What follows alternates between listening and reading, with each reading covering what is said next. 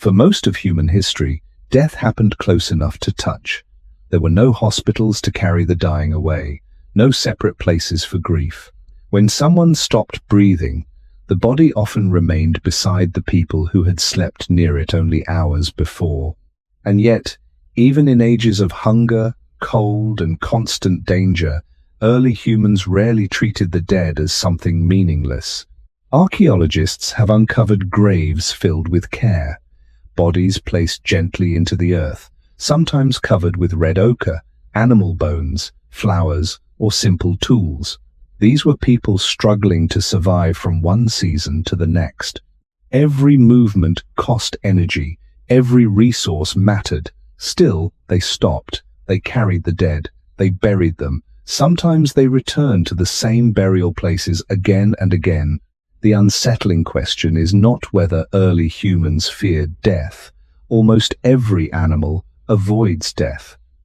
The deeper question is why humans began treating death as something that deserved memory. At what point did a lifeless body become more than something left behind, and become someone impossible to abandon? For most of human history, death did not happen far away from ordinary life. There were no hospitals, no funeral homes, and no separate places where the dying disappeared behind closed walls. Early humans lived close together, slept near the same fires, traveled through the same valleys, and depended on one another every day simply to survive. When someone died, the body often remained beside the people who had spoken to that person only hours earlier. The same hands were still there, the same face, the same familiar shape resting against the earth. Yet something invisible had vanished, and even the earliest humans seemed to have recognized that absence in a way that slowly changed human behavior forever. In the natural world, most death is followed by movement. The living continue searching for food, avoiding danger, and protecting themselves from the next cold night. Some animals do appear to react to death in limited ways. Elephants have been seen touching old bones gently with their trunks. Certain primates sometimes remain beside dead infants for short periods before eventually moving on. But humans began doing something far more demanding. At some point in prehistory, people started staying with the dead longer than survival required. They did not always leave the body where it fell. Instead, they sometimes carried it, protected it, and placed it carefully into the ground. Archaeologists understand this change not through stories, but through physical traces that survived for thousands of years beneath stone, soil, and sediment. Emotions disappear, memory disappears, bones do not. A skeleton found lying in a deliberate position inside a burial pit tells a very different story from bones scattered randomly across a landscape by weather and scavengers. When researchers uncover remains with bent knees, carefully placed arms, or layers of earth arranged intentionally around the body, they begin to suspect that the dead person was not abandoned quickly. Someone stopped. Someone stayed nearby. Someone chose to treat the body differently from ordinary remains left in the wild. Some of the earliest known burials connected to early humans date back more than 100,000 years. In places such as Kafse and Skul caves in the Middle East, archaeologists uncovered human remains that appear to have been intentionally buried. One site contained the remains of a child positioned near deer antlers. Researchers remain cautious when discussing discoveries like these because there is a limit to what ancient graves can truly reveal. Scientists cannot honestly claim to know exactly what these people believed about death, spirits, or an afterlife. The evidence is simply too old and too incomplete, yet the physical actions themselves remain difficult to explain away.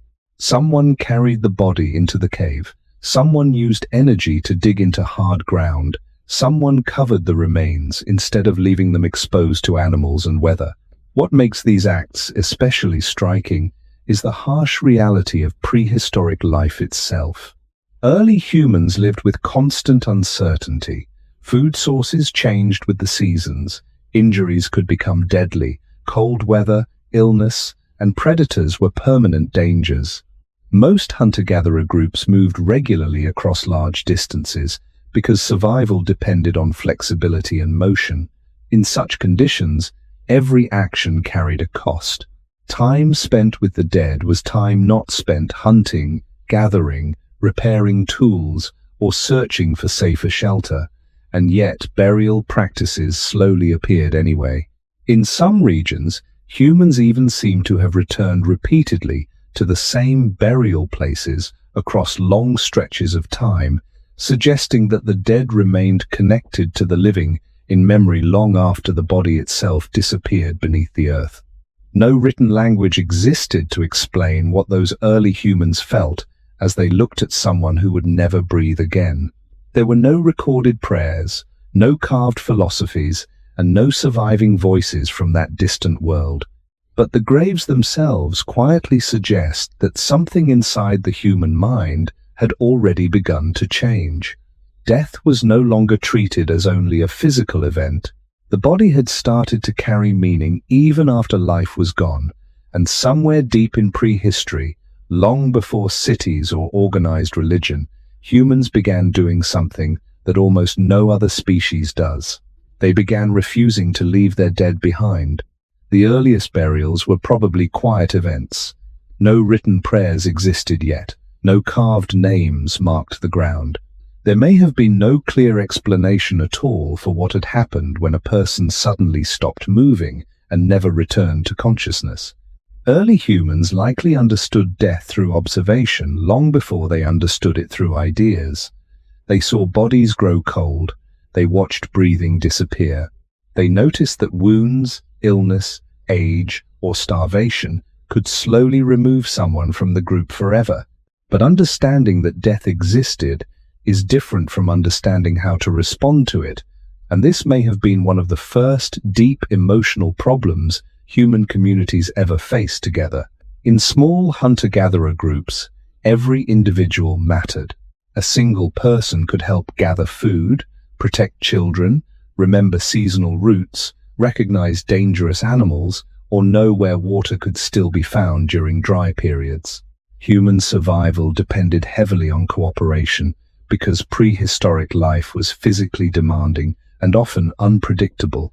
Losing even one member of a small group could change daily life immediately.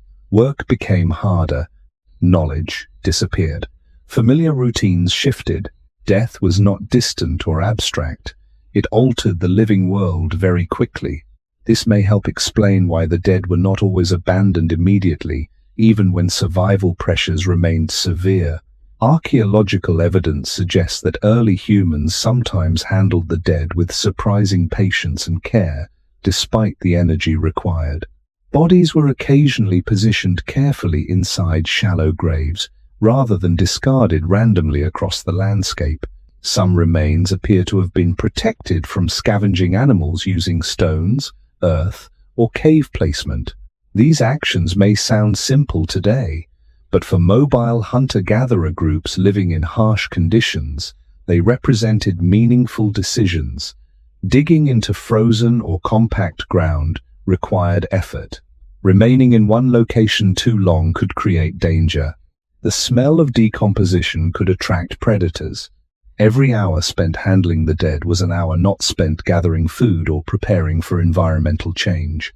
Yet humans repeatedly chose to pause their movement long enough to care for those who could no longer contribute to survival. Over time, these repeated actions may have slowly changed the emotional structure of human communities themselves.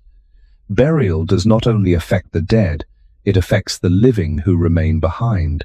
When a group stops to place someone carefully into the ground, the act creates a shared moment of memory. Everyone present witnesses the absence together. The dead person is no longer simply missing. Their disappearance becomes acknowledged physically and socially. Some anthropologists believe this may have strengthened emotional bonds inside early human groups because shared grief can reinforce cooperation and collective identity.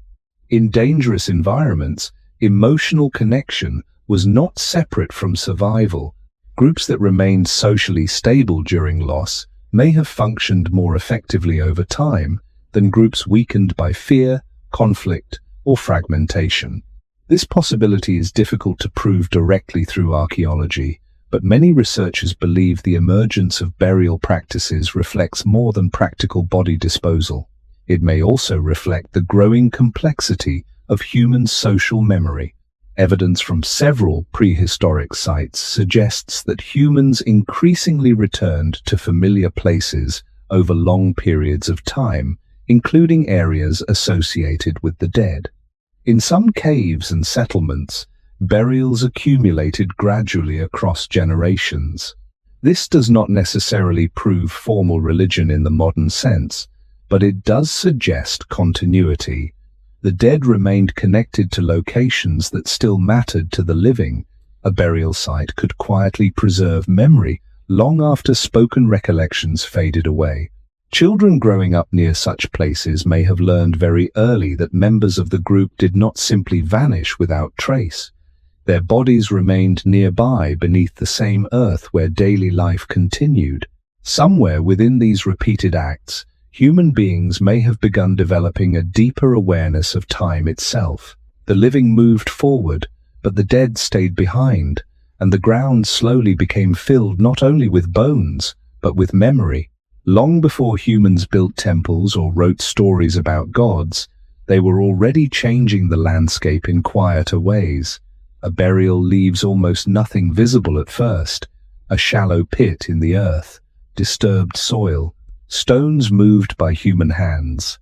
Within days or weeks, wind and rain begin softening the traces again, until the ground looks nearly untouched. But something important had still happened there. A place that was once ordinary had become connected to memory. Someone had died there, and someone else had decided that the body should remain instead of disappearing into the open wilderness. This may have been one of the earliest moments when humans began attaching emotional meaning to specific locations, not because the land itself changed, but because memory changed the way the living looked at it. For highly mobile hunter-gatherers, movement shaped nearly every part of life. People followed animal migrations, seasonal plants, shifting water sources, and changing weather patterns across enormous distances. Camps were temporary, shelters were temporary, fires disappeared quickly after groups moved on.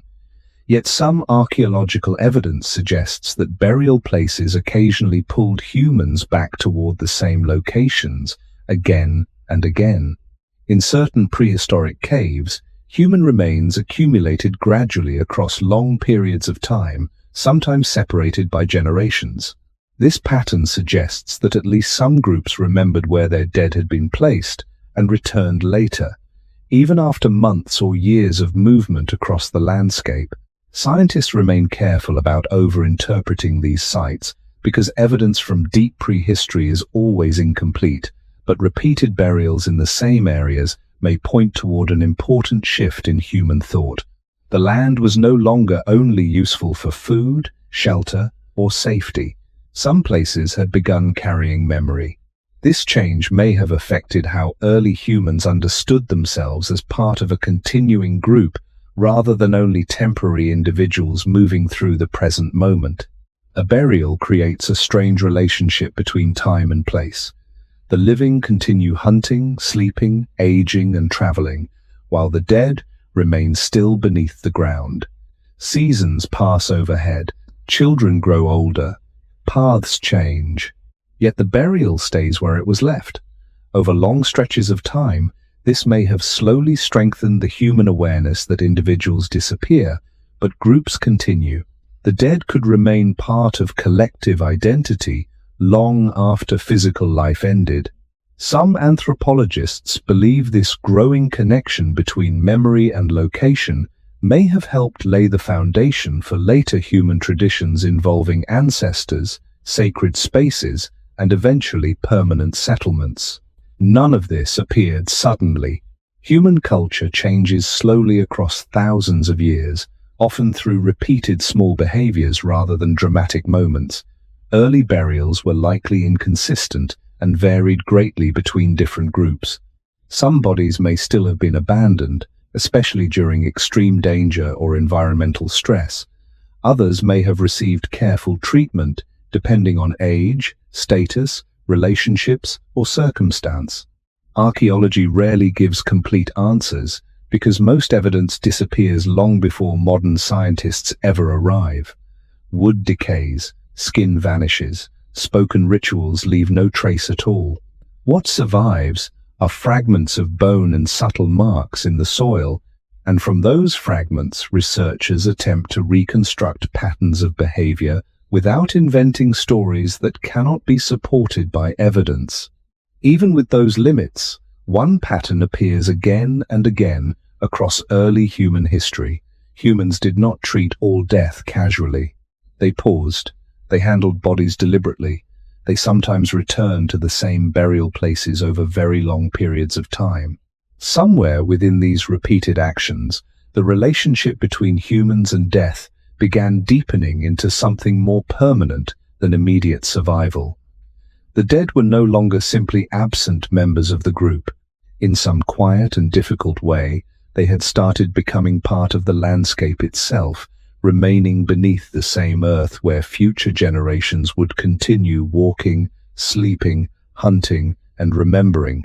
For early humans living in small hunter-gatherer groups, death was never a distant event that happened somewhere outside ordinary life. A group might contain only 20 or 30 people, sometimes fewer during difficult seasons, and every individual carried knowledge that mattered. One person might remember where edible roots could still be found after winter. Another might know the safest route through a dangerous valley, or recognize the warning signs of changing weather before a storm arrived. Older members of the group often carried years of memory inside their minds, including migration paths, water sources, and experience with illness or injury. When someone died, the loss was not only emotional. It could immediately affect the survival of everyone still living. A smaller hunting group meant less protection. Fewer gatherers meant less food. The death of a skilled adult could change daily routines overnight. Even children would have noticed the absence quickly because prehistoric life depended on constant cooperation. Humans survived not because individuals were physically strong alone, but because groups stayed connected under pressure. This may help explain why many early human communities appear to have responded to death slowly rather than simply moving on immediately. In modern life, death is often separated from daily activity by institutions, buildings, and professional systems. Early humans had none of these barriers.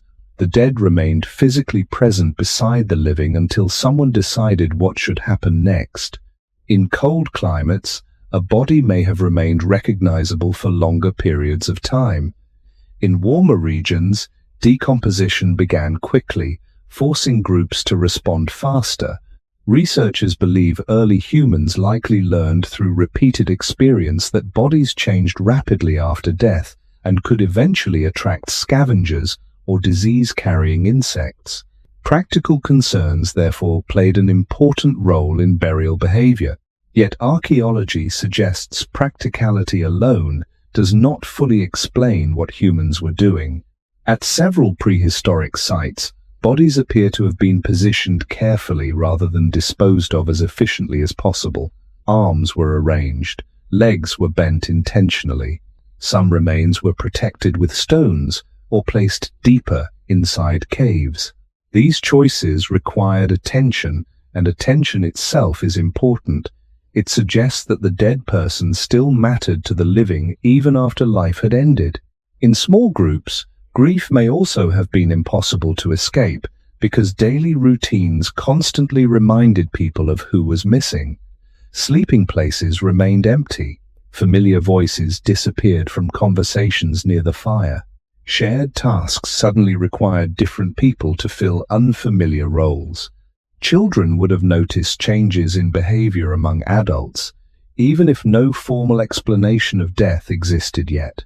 Anthropologists studying modern hunter-gatherer societies have often observed that communal life creates extremely strong social bonds because survival depends heavily on trust and cooperation over long periods of time.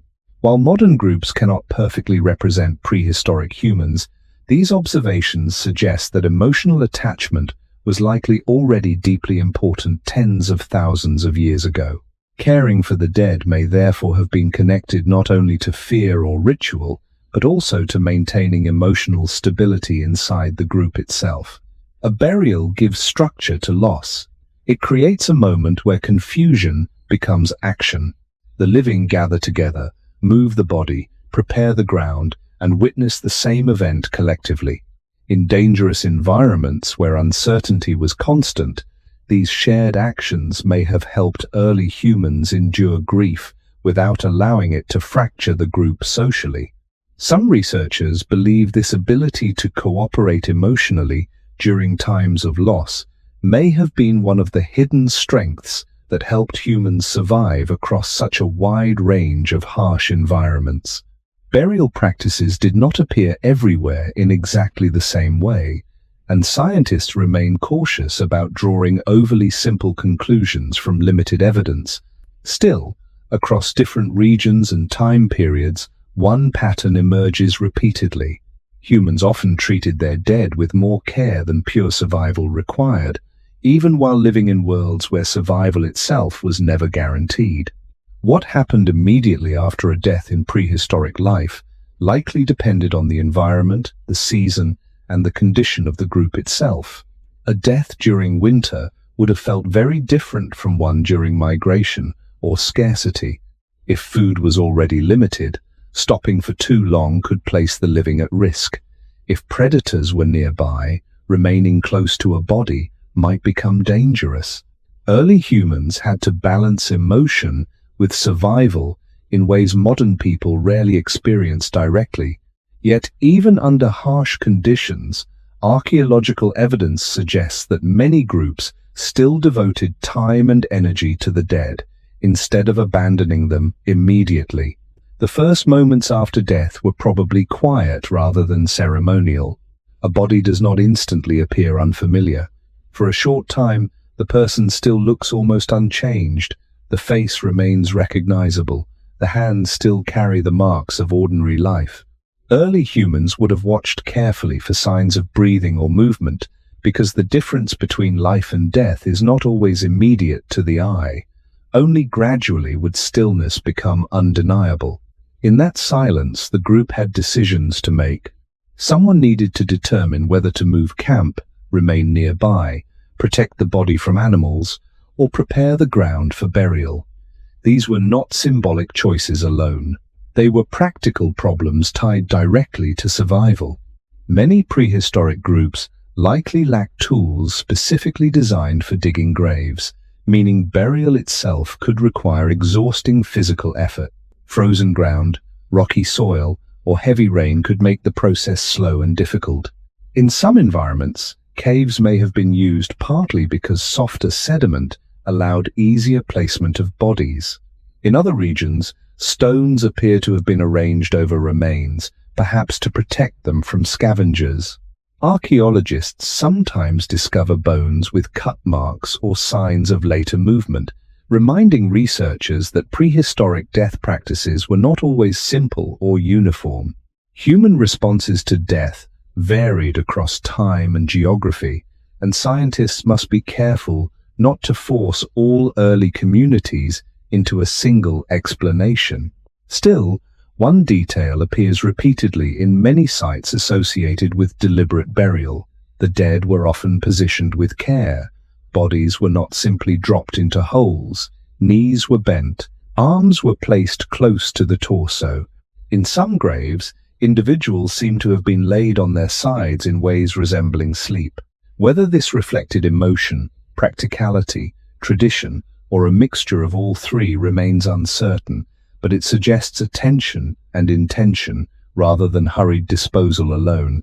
The emotional atmosphere surrounding these moments may have been especially powerful because early humans lived in groups small enough for every death to feel personal. There were no strangers inside such communities. Everyone depended on one another daily. Shared labor, shared food, and shared danger created bonds that modern urban life rarely reproduces in the same way. When someone disappeared permanently, the emotional gap would have been impossible to ignore. Even after the body was buried, ordinary routines continued in the shadow of absence. A tool remained unused. A sleeping place stayed empty. Familiar habits vanished from the rhythm of the group. Children growing up in these environments would have witnessed death directly from an early age, not as an abstract concept, but as part of the visible cycle of human life. Over generations, repeated experiences like these may have slowly shaped the human understanding of mortality itself. Burial was not only about the dead person beneath the earth, it also helped organize the emotions of the living who remained above it. By gathering together during moments of loss, early humans may have reinforced the social bonds that allowed small groups to survive difficult environments for thousands of years.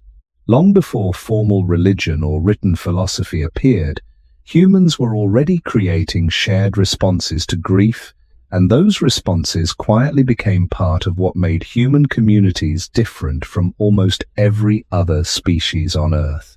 In small, prehistoric groups, survival depended heavily on emotional stability, even if early humans would never have described it in those terms.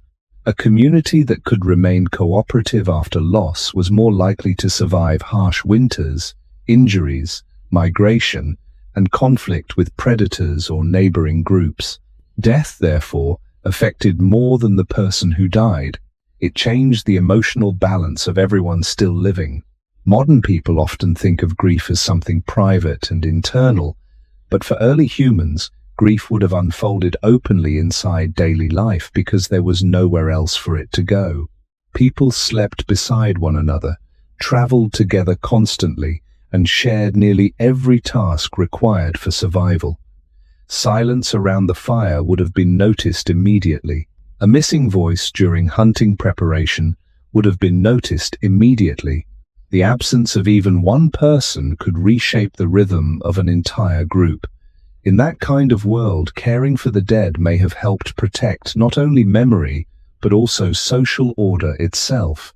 When humans bury someone carefully, they transform confusion into shared action. Individuals stop wandering separately through shock and begin participating together in a recognizable process. Someone gathers stones, someone digs, someone watches children, someone stays near the body. Even without formal rituals or spoken beliefs about an afterlife, these repeated actions create structure during moments that might otherwise feel emotionally chaotic. Anthropologists who study communal grief in traditional societies often observe that collective mourning can strengthen group cohesion because it reminds individuals that loss is shared rather than faced alone. Although prehistoric communities cannot be observed directly, many researchers believe similar dynamics may already have existed tens of thousands of years ago. This possibility becomes especially important when considering how vulnerable early humans actually were. Humans are physically fragile compared to many large predators. They survive through cooperation, planning, communication, and long-term social bonds. Anything that damaged trust inside the group could become dangerous very quickly. The death of a skilled hunter, an experienced elder, or a mother caring for young children might create fear about the future itself. Burial practices may therefore have served another quiet purpose beyond disposing of remains. They may have reassured the living that the group still existed despite the loss. Some archaeological sites even suggest that certain individuals received more careful treatment than others, though the reasons remain uncertain. Age, experience, social role, family attachment, or circumstance of death may all have influenced how bodies were handled. Scientists remain cautious about making claims that go beyond available evidence because prehistoric burials rarely preserve complete stories. Still, patterns of repeated care appear often enough to suggest that emotional relationships were already deeply rooted in human life. The dead were not always treated as anonymous bodies. In some cases, they seem to have remained socially important even after death itself. Children growing up inside these communities would have absorbed these behaviors naturally. They would have watched adults stop daily routines to respond to death. They would have seen bodies carried, protected, and buried. Over many generations, such experiences may have slowly shaped how humans understood belonging itself. To be part of a human group no longer meant only sharing food or protection during life. It also meant being remembered after death. This idea may feel ordinary now because modern humans inherit thousands of years of burial traditions, cemeteries, mourning customs, and memorial practices. But in deep prehistory, this represented something unusual in the natural world. Humans were beginning to extend social care beyond biological survival alone. They were treating the dead as individuals whose connection to the group did not vanish immediately when breathing stopped. Long before written religion, formal law, or permanent settlements, small bands of hunter-gatherers were already creating one of the oldest human traditions still recognizable today: the refusal to let death erase someone completely. For people living in the prehistoric world, movement was often the difference between survival and death. Hunter-gatherer groups followed migrating animals, changing seasons, fresh water, and edible plants across landscapes that could become dangerous very quickly. A valley that provided food during one month might become empty during the next. Winter storms, drought, or shifting animal herds could force entire groups to leave familiar places behind with little warning. Most possessions had to remain light enough to carry by hand, and daily life demanded constant awareness of distance, weather, and energy. In such conditions, transporting the dead was not a simple decision. A human body is heavy even for several healthy adults working together, and the farther a group traveled, the more difficult that burden became. Yet, archaeological evidence suggests that early humans sometimes carried the dead anyway, even across difficult terrain where every movement cost precious strength. Researchers know this partly because some burial sites contain bodies that appear to have been moved intentionally from the place where death likely occurred. In a few prehistoric locations, scientists discovered remains buried with materials originating far from the grave itself, suggesting that groups traveled significant distances before stopping long enough to bury their dead. This behavior is difficult to explain through practicality alone. Leaving a body behind would almost always have required less energy. Carrying the dead slowed movement, increased exhaustion, and may even have exposed groups to additional danger from predators following human scent across the landscape. The decision to continue transporting a body, therefore, suggests that something emotionally important was outweighing pure efficiency. No one can know exactly what early humans felt during these journeys. There are no written accounts from that world and no surviving voices to explain their thoughts. But the physical reality would have been unmistakable. The group moved forward while carrying someone who could no longer walk beside them. Fires still needed to be built. Food still needed to be found. Children still needed protection. Yet somewhere within those routines, people made space for the dead. This may have deepened emotional awareness inside human communities in ways that gradually shaped later human culture. Carrying a body keeps the reality of loss physically present. The dead person remains part of the movement of the group for a little longer, rather than disappearing immediately into the landscape. Anthropologists sometimes suggest that repeated experiences like this may have strengthened human memory and attachment by forcing communities to confront absence slowly instead of suddenly. The journey itself became part of the grieving process. Environmental conditions likely influenced these choices heavily. In colder climates, bodies decomposed more slowly, making transportation possible over longer periods. In hotter regions, burial may have happened much faster because decomposition accelerated quickly.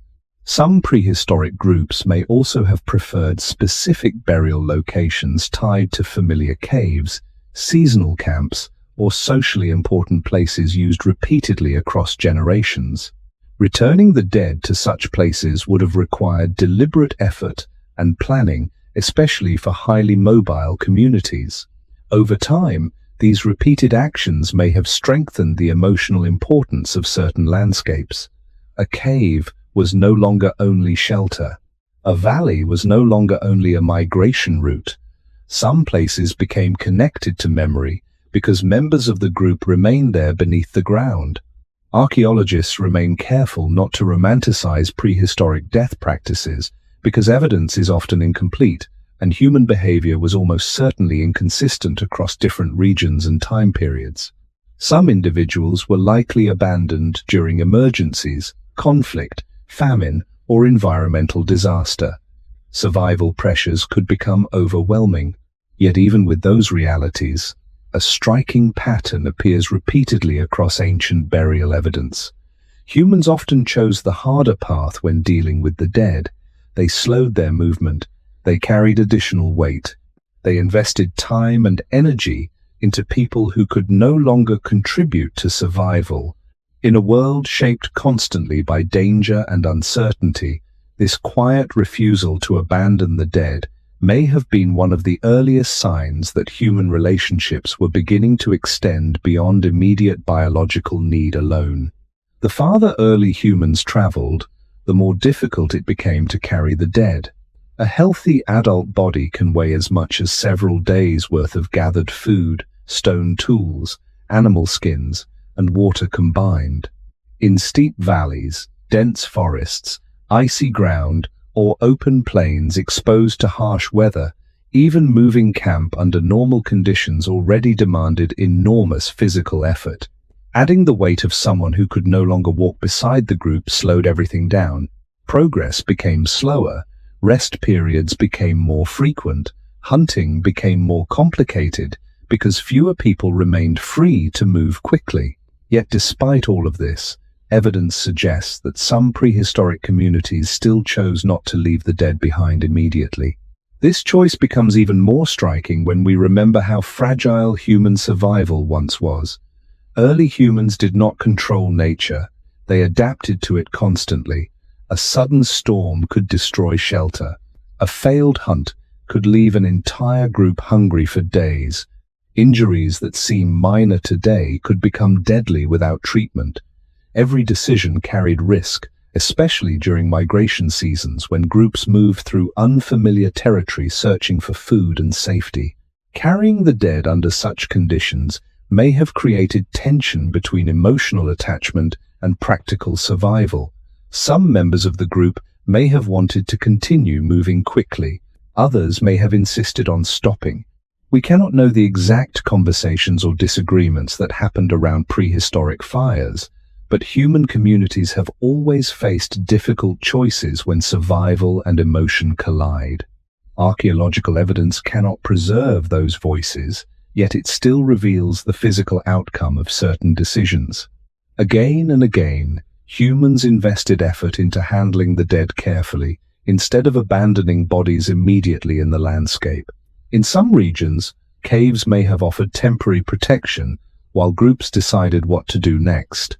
Caves sheltered bodies from scavengers, harsh weather, and rapid decomposition. They also provided familiar spaces where humans already gathered for warmth and safety. Certain prehistoric caves contain multiple burials separated across long periods of time, suggesting that groups repeatedly returned to locations associated with death.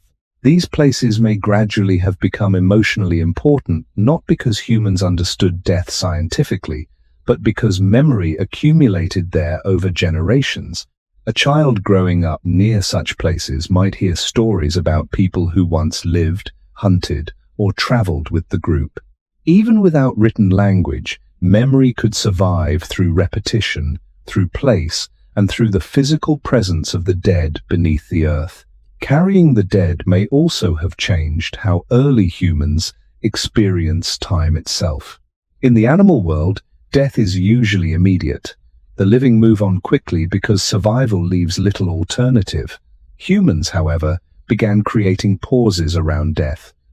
A journey slowed down, a camp remained occupied longer than necessary, attention shifted away from ordinary tasks towards someone who could no longer respond. These pauses may seem small, but over thousands of years they could have shaped the human mind profoundly.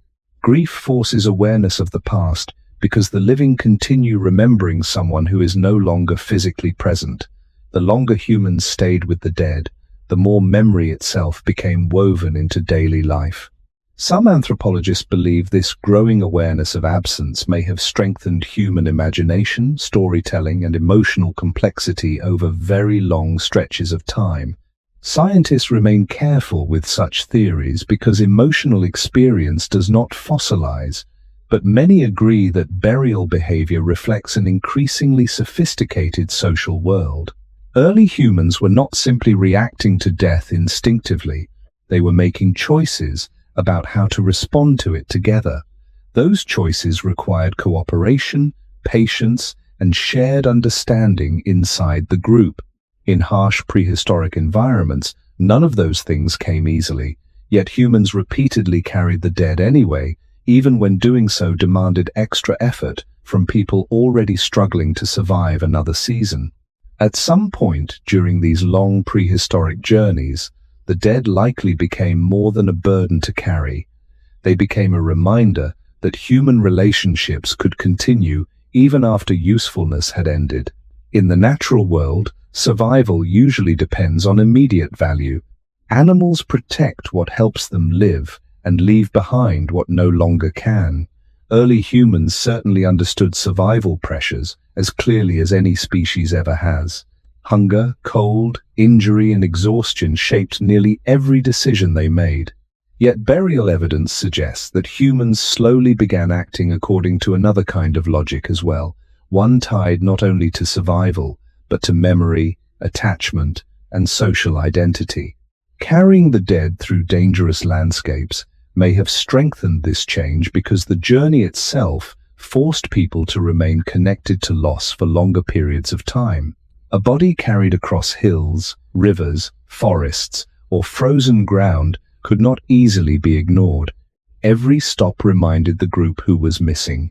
Every delay required shared effort. The dead person remained physically present within the movement of the living until the moment burial finally took place. This may have changed how early humans understood one another. A person did not simply disappear the instant life ended. For a little while longer, they still traveled with the group. Archaeologists sometimes uncover evidence suggesting that prehistoric humans may even have manipulated bodies after death in ways that reflected ongoing care or attention. Some skeletal remains show signs of later repositioning or secondary burial, where bones were moved after decomposition had already begun. These practices were not universal and varied greatly across different regions and periods, but they suggest that the relationship between humans and the dead was becoming increasingly complex over time. The dead were not always forgotten immediately after burial. In some cases, they may have continued occupying a place within group memory long afterward. Researchers must remain careful not to invent emotional meanings unsupported by evidence, yet repeated patterns across many archaeological sites strongly suggest that prehistoric humans treated death as socially important rather than biologically meaningless. This growing importance may also have influenced how humans viewed the landscape itself. A dangerous valley where someone died could become remembered differently from other places. A cave containing burials might become emotionally significant long after the original mourners were gone. Humans were beginning to fill the world not only with movement and survival, but with memory. Certain places held traces of specific people. Over generations, landscapes slowly accumulated emotional meaning connected to the dead. This shift may seem subtle, but it represents a profound change in how humans experienced the world around them. The environment was no longer only physical territory, it was becoming social and historical as well.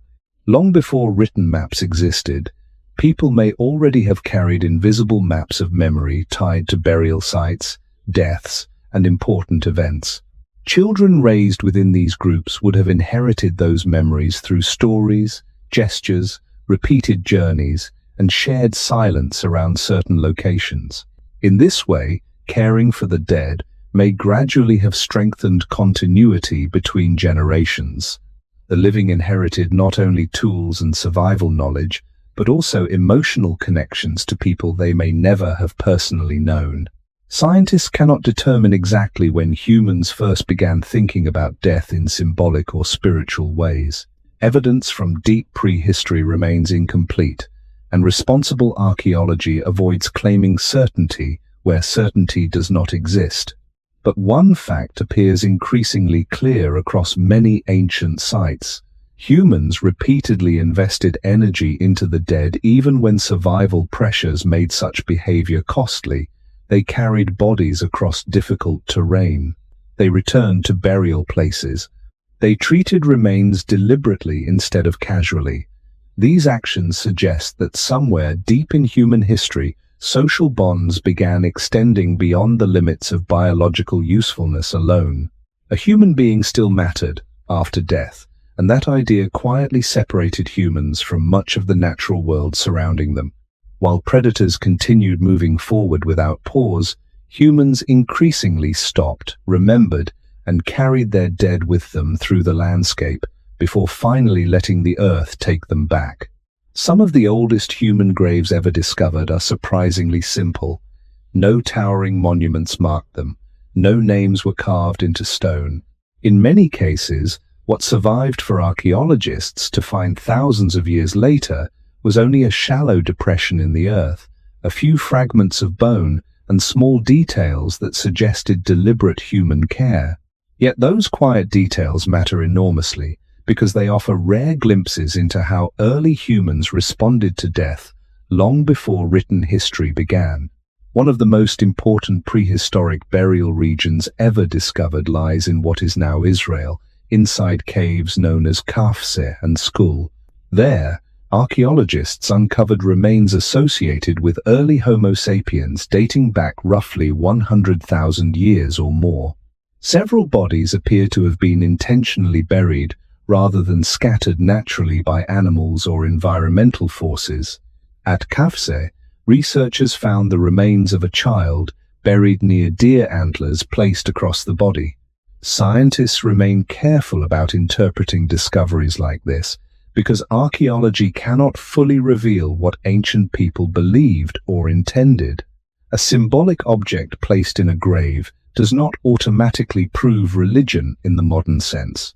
Still, the arrangement suggests that the burial involved more than simple disposal.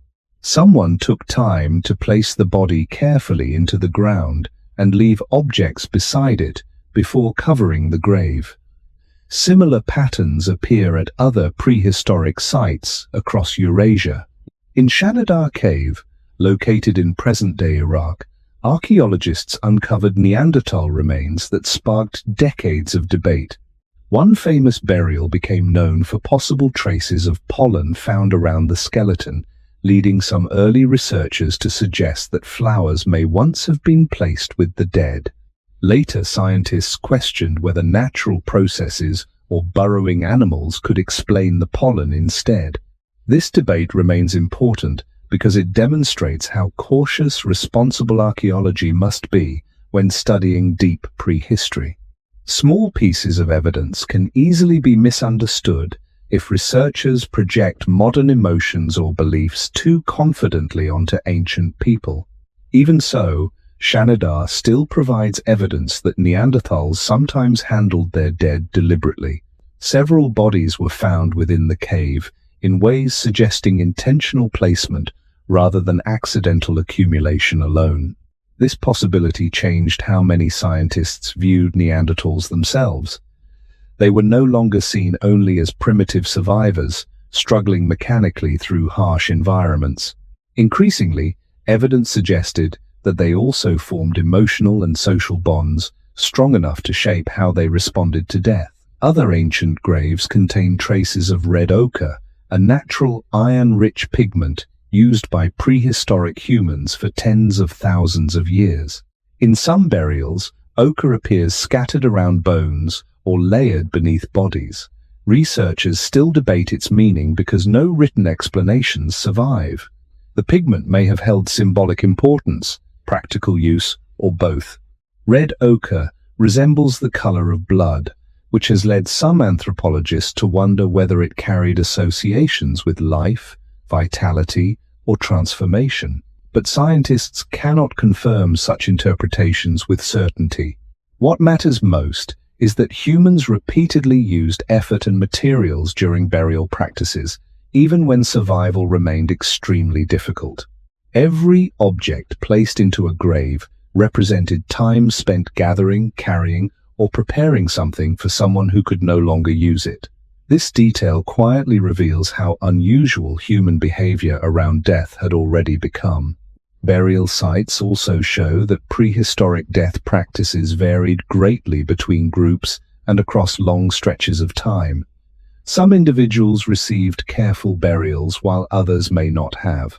Certain graves contain tools, animal bones, shells, or pigments, while many contain nothing at all beyond the body itself. Archaeologists must therefore avoid oversimplifying the prehistoric world into one universal tradition. Early humans were diverse, separated by geography, climate, and thousands of years of cultural change. Yet despite these differences, a consistent pattern appears across many ancient sites. Humans repeatedly stopped long enough to treat the dead deliberately. Long before cities, agriculture, or organized religion emerged, burial had already become part of human life, leaving behind quiet traces of memory hidden beneath the earth for tens of thousands of years. Many prehistoric graves contain objects that seem strangely personal when viewed across such enormous stretches of time. A stone tool placed beside a hand, animal bones resting near the chest, shells carried from distant water sources, red ochre scattered carefully around the body like dust from another world. None of these items speak directly because prehistory left no written explanations behind. Archaeologists can uncover the objects themselves, but the thoughts that guided those actions disappeared long ago. This uncertainty forces scientists to move carefully between evidence and imagination. It is possible to know that something unusual happened inside these graves without pretending to know exactly what ancient humans believed while creating them. Still, the repeated appearance of grave goods across many different regions suggests that burial was becoming more than practical disposal alone. Humans were beginning to invest meaning into death itself. Red ochre remains one of the most mysterious and widespread materials associated with prehistoric burials. This reddish mineral pigment appears in sites stretching across Africa, Europe, Asia, and Australia over extremely long periods of human history. Sometimes it was sprinkled lightly across bones. In other graves, large amounts covered parts of the body or surrounding earth. Producing ochre powder required collecting mineral-rich rock and grinding it carefully by hand, meaning its use demanded both time and energy. Researchers continue debating why prehistoric humans valued it so strongly.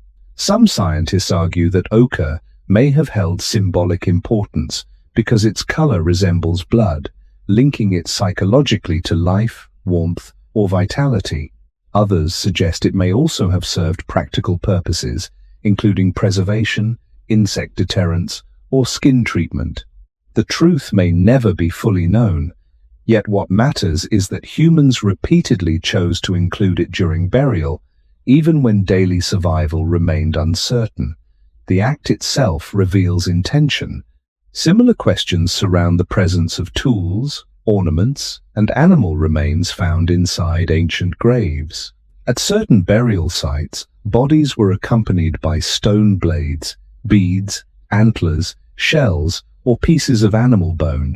Some objects show signs of regular use before burial, while others may have been prepared specifically for the grave.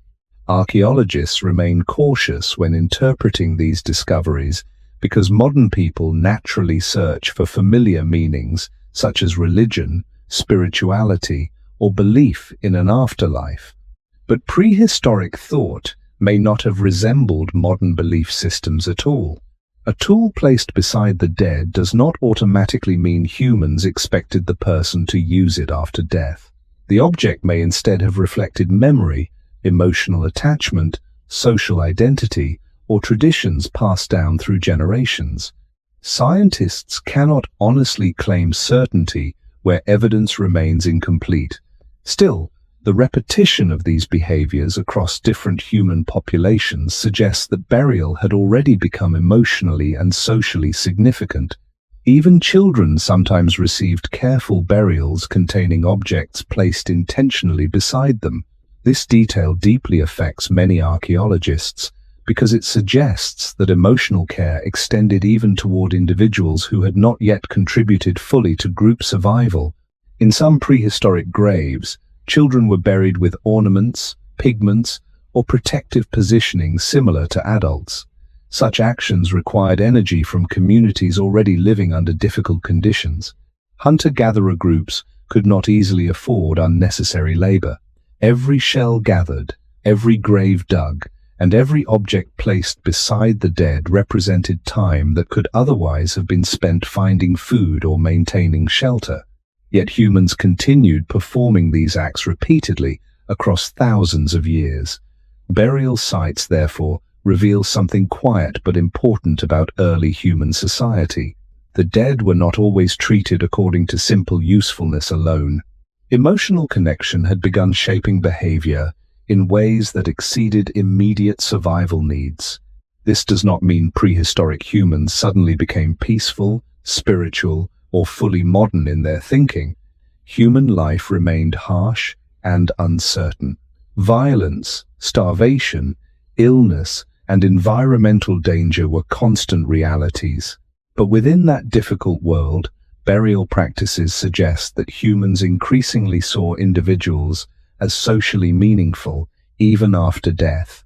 A body placed carefully into the earth with pigment, tools, or personal objects was no longer just biological remains returning to nature.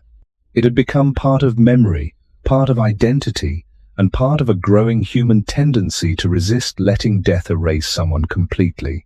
The deeper archaeologists look into prehistoric burials, the more they encounter an uncomfortable truth about early human life. There are limits to what science can honestly know about the dead. Modern people often want clear answers.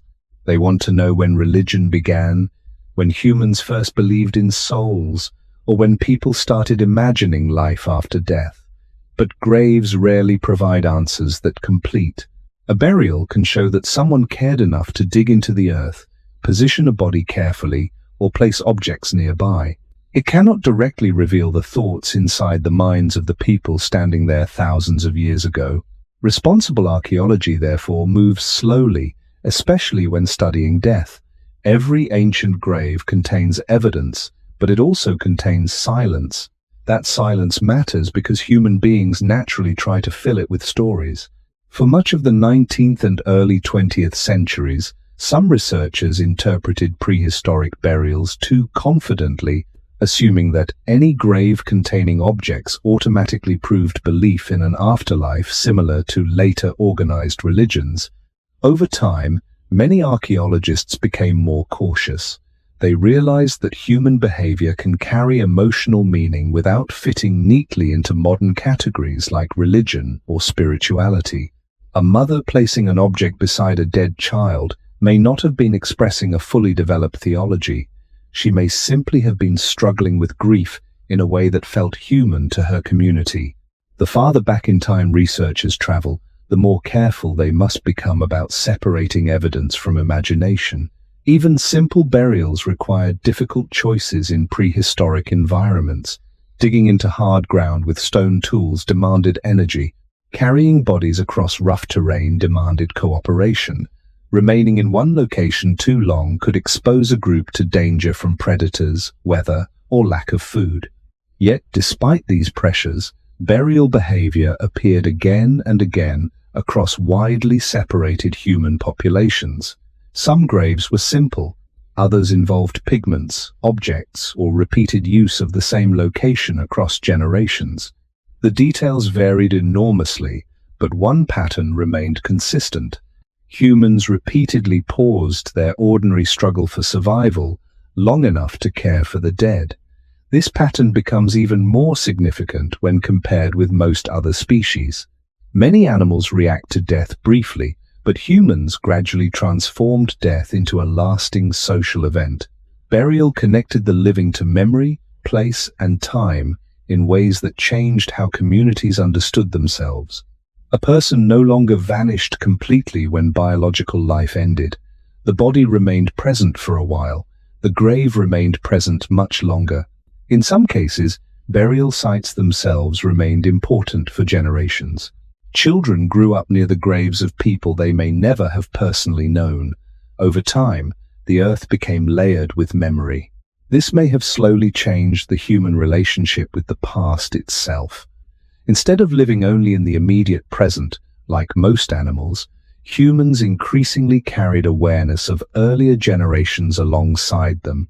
Archaeologists cannot measure grief directly, but they can observe the physical traces grief may have left behind: a carefully arranged skeleton, a grave reopened years later, objects placed beside the dead, despite their practical value to the living. None of these things prove exactly what prehistoric humans believed, yet together they reveal something deeply important about human behavior. The dead continued to matter socially after death itself. Somewhere deep in prehistory, humans began resisting the idea that a person could simply disappear without acknowledgement. This does not mean early humans had solved the mystery of death. In many ways, death may have felt even more frightening in a world without medicine, written knowledge, or scientific explanation. But rather than turning away from the dead completely, humans increasingly gathered around them. They buried them. They remembered where they remained beneath the earth. And slowly, over thousands of years, these repeated acts helped shape one of the oldest emotional traditions human beings still carry today: the belief that loss should be witnessed, and that the dead should not be left entirely alone. For children growing up in prehistoric human communities, death was not hidden from view. There were no separate buildings where the dying disappeared, and no quiet systems designed to shield young minds from loss. Life happened in the open, close to the ground, close to the weather, and close to other people. Children slept beside parents, watched adults prepare food, followed groups during migration, and learned survival by observing everything happening around them. When someone died, the event unfolded inside the same shared space where ordinary life continued. A body might remain near the camp for hours or longer before burial. Adults would gather nearby. Movement and conversation would change. Even very young children would have sensed that something unusual and irreversible had happened. In such small communities, it would have been almost impossible to keep death separate from daily experience. This may have shaped the human understanding of mortality from a very early age. Modern societies often introduce children to death gradually through explanation, ritual, or distance. Early humans likely learned about death first through direct observation. They saw stillness where movement used to exist. They noticed familiar voices disappear from nightly conversations. They watched adults carry bodies, dig into the earth, or cover graves with stone and soil. Over generations, these repeated experiences may have quietly taught children that death was not only an ending for one individual, but also an event that changed the emotional rhythm of the entire group. Archaeologists cannot directly study prehistoric childhood emotions, yet burial evidence provides small clues about how deeply children were included within human social life. Some ancient graves contain the remains of infants or young children buried carefully with objects, pigments, or ornaments. In several prehistoric sites, children appear to have received treatment similar to adults, suggesting that even very young members of the community were viewed as socially meaningful. This detail matters because caring for dead children would have carried little practical survival benefit in harsh hunter-gatherer environments. From a purely biological perspective, communities struggling against hunger and danger might have been expected to focus energy only on healthy, surviving adults. Yet humans repeatedly invested time and care into burying children anyway. This behavior suggests that emotional attachment had already become deeply important within early human groups. Childhood itself may also have changed because of these burial traditions. A child who grows up seeing graves, hearing repeated stories about people who once lived, or returning to familiar burial places over many seasons, begins developing awareness of continuity between generations. The dead remain physically absent, yet socially present in memory. Some anthropologists believe this growing awareness may have helped humans develop stronger long-term social identity, because children inherited not only survival knowledge, but also emotional connections to people who were no longer alive. A burial place could therefore become more than a location associated with death. It became part of collective memory. The living remembered who remained beneath the earth, and younger generations learned those memories through repeated exposure over time. Early humans almost certainly did not explain death scientifically in the way modern societies do. Illness, aging, and injury would have been observed directly, but the deeper meaning of death may have remained mysterious and frightening. Children likely asked questions adults themselves could not fully answer. Why does breathing stop forever? Why does the body remain while the person disappears? Why do the living continue while others do not? These uncertainties may have strengthened the emotional importance of burial itself, because burial created action during moments where explanation remained impossible. Humans gathered together, cared for the body, and marked the loss physically, even when they could not fully understand it. In this way, prehistoric children may have learned one of the oldest human lessons very early in life, that death cannot always be explained, but it can be witnessed together. Long before formal religion, schools, or written tradition existed, human communities were already teaching the next generation how to remain connected to one another during loss, and those quiet lessons may have shaped human emotional life for tens of thousands of years afterward. For prehistoric children, death was probably understood first through changes in routine rather than through abstract ideas. One day a person was present beside the fire, helping prepare food, repairing tools, or speaking during the evening. Then suddenly that person stopped participating in the movement of the group. Adults behaved differently, voices became quieter, travel plans might change. A burial site might need to be prepared before the group could continue moving. Children living inside small hunter-gatherer communities would have observed all of this directly because there was no clear separation between adult life and childhood life in the prehistoric world. Survival depended on constant learning through observation. Young humans watched everything because watching was how they learned where to walk, what to eat, how to recognize danger, and how to behave inside the group. Death, therefore, became part of that education very early. A child may have watched adults gather around a body with unusual stillness and attention. They may have seen people touch the dead gently or remain nearby longer than normal.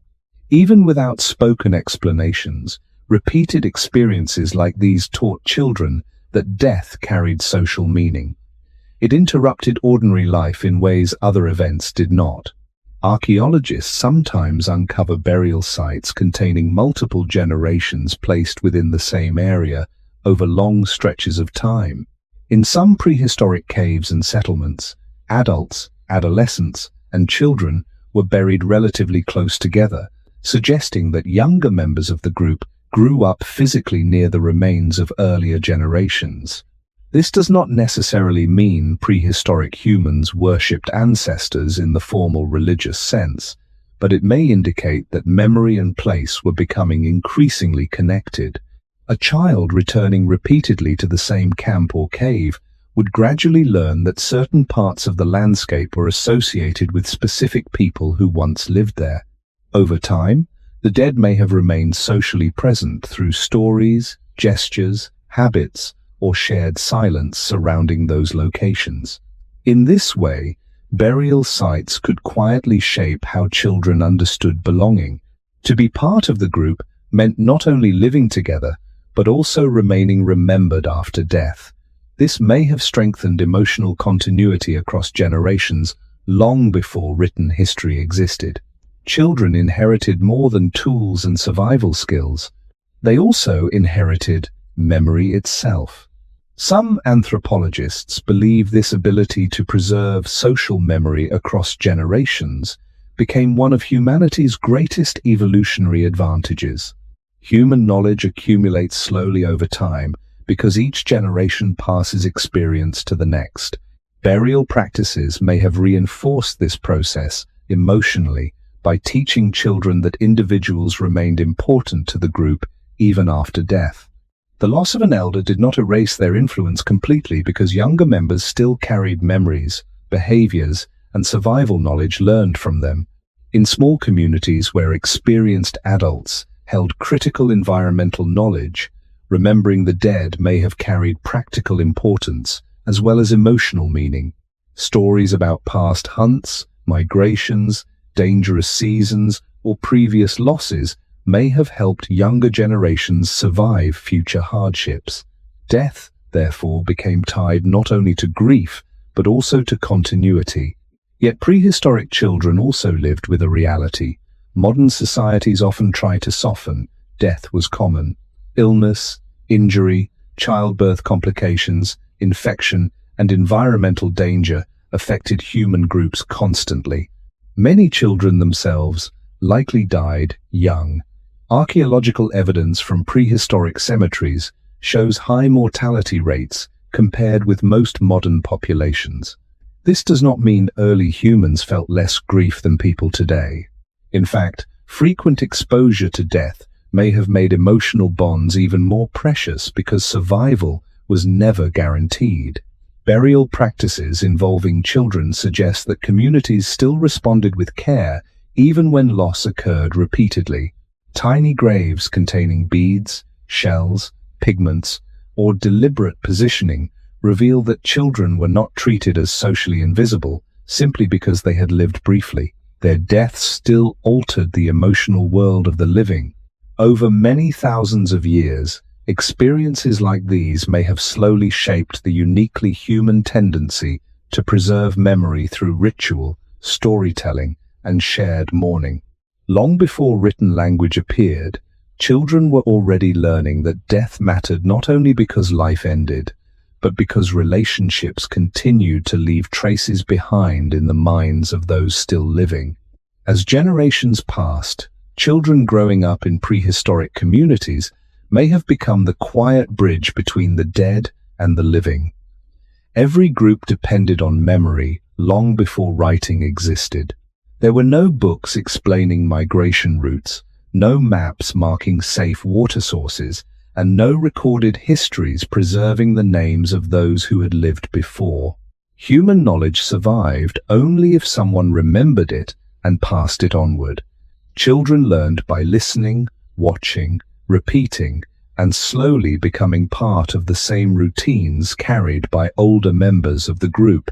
In this kind of world, death did not erase a person immediately because traces of that individual remained inside the habits, stories, and behavior of the people still alive. A child might continue using a tool once carried by someone who had died seasons earlier. They might sleep near a burial place they were taught not to disturb. They might hear adults mention a hunter who once knew the rivers well, or an elder who remembered difficult winters from long ago. Even without formal ancestor worship, memory itself slowly became part of the social structure of human life. Burial practices may have strengthened this process because graves created fixed points in an otherwise constantly moving world. Hunter-gatherer life was often temporary. Camps changed with the seasons. Fires burned out quickly. Shelters disappeared back into the landscape after groups moved on, but graves remained. A burial site could outlast the people who created it. When groups returned to familiar caves, valleys, or seasonal camps, children may have gradually learned that certain places carried emotional weight connected to earlier generations. The earth itself became layered with memory. In some prehistoric sites, archaeologists have found repeated burials occurring across very long stretches of time, suggesting that communities remembered these locations long after individual mourners themselves had died. This continuity may have changed how humans understood belonging. A person was no longer connected only to the present group standing around the fire. They also became connected to people who had lived before and would live afterward. Childhood may therefore have become one of the main ways human emotional culture survived across generations. Young people absorbed not only practical survival knowledge, but also the social habits surrounding grief, burial, and remembrance. They learned that the dead were treated carefully. They learned that bodies were not simply discarded when usefulness ended. They learned that loss was something communities faced together. Over thousands of years, repeated experiences like these may have shaped the emotional expectations humans still carry today. Modern funerals, cemeteries, mourning rituals, and memorial traditions vary enormously across cultures, yet many share one ancient idea, that the dead deserve acknowledgement from the living. The roots of that idea may reach far back into prehistoric childhood itself. At the same time, prehistoric children likely understood death with a level of familiarity that modern societies rarely experience. Many would have witnessed illness, injury, or starvation directly. Some would lose siblings, parents, or elders while still very young. Human life expectancy in prehistoric environments was shaped heavily by danger, disease, and environmental uncertainty. Yet frequent exposure to death did not prevent humans from caring deeply about one another. If anything, burial evidence suggests the opposite. Communities repeatedly invested emotional and physical effort into individuals who could no longer contribute to survival. This behavior appears again and again across ancient graves, including those of children themselves. Small skeletons, carefully buried with ornaments, pigments, or protective positioning, reveal something deeply human already taking shape tens of thousands of years ago.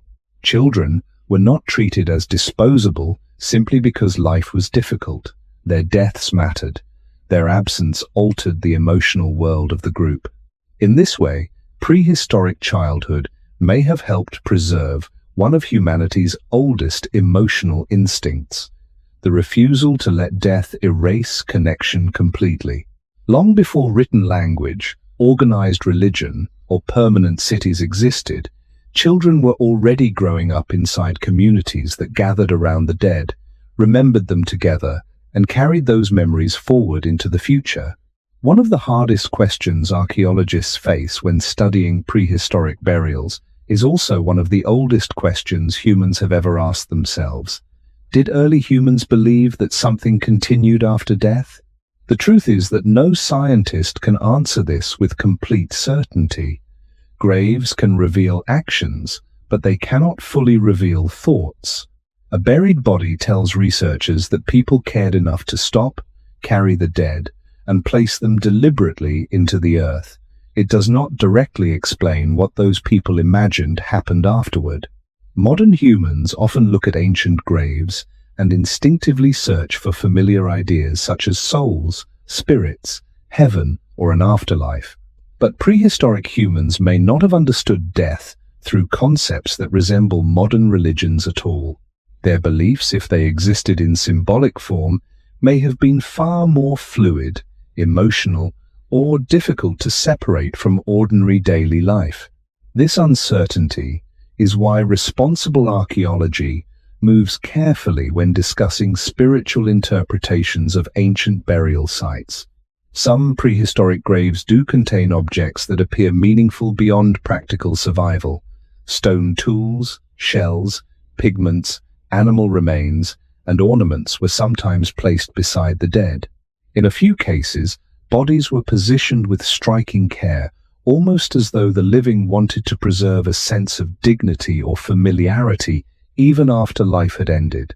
To modern observers, these actions can feel deeply symbolic. It becomes tempting to assume that humans were preparing the dead for another world. Yet scientists must resist the urge to turn possibilities into certainty. A tool buried beside someone does not automatically prove belief in an afterlife where the tool would still be used. The object may instead have reflected emotional attachment, social identity, family tradition, or grief expressed through physical action. Human beings often place meaningful objects near the dead, even today, without necessarily believing the object will function after death.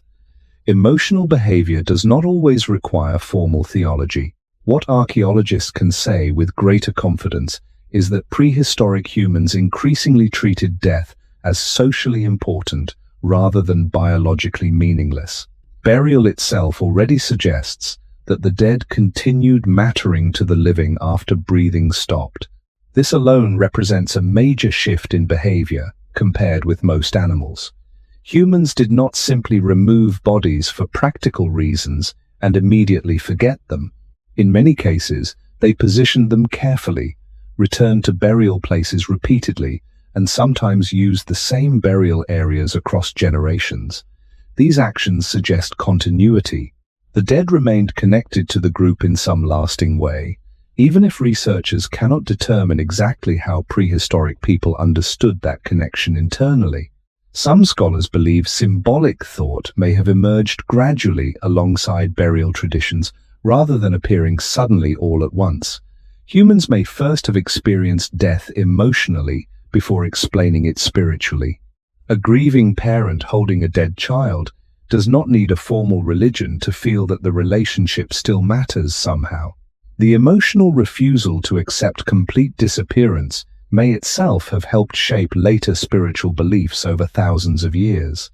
In this view, religion did not create care for the dead.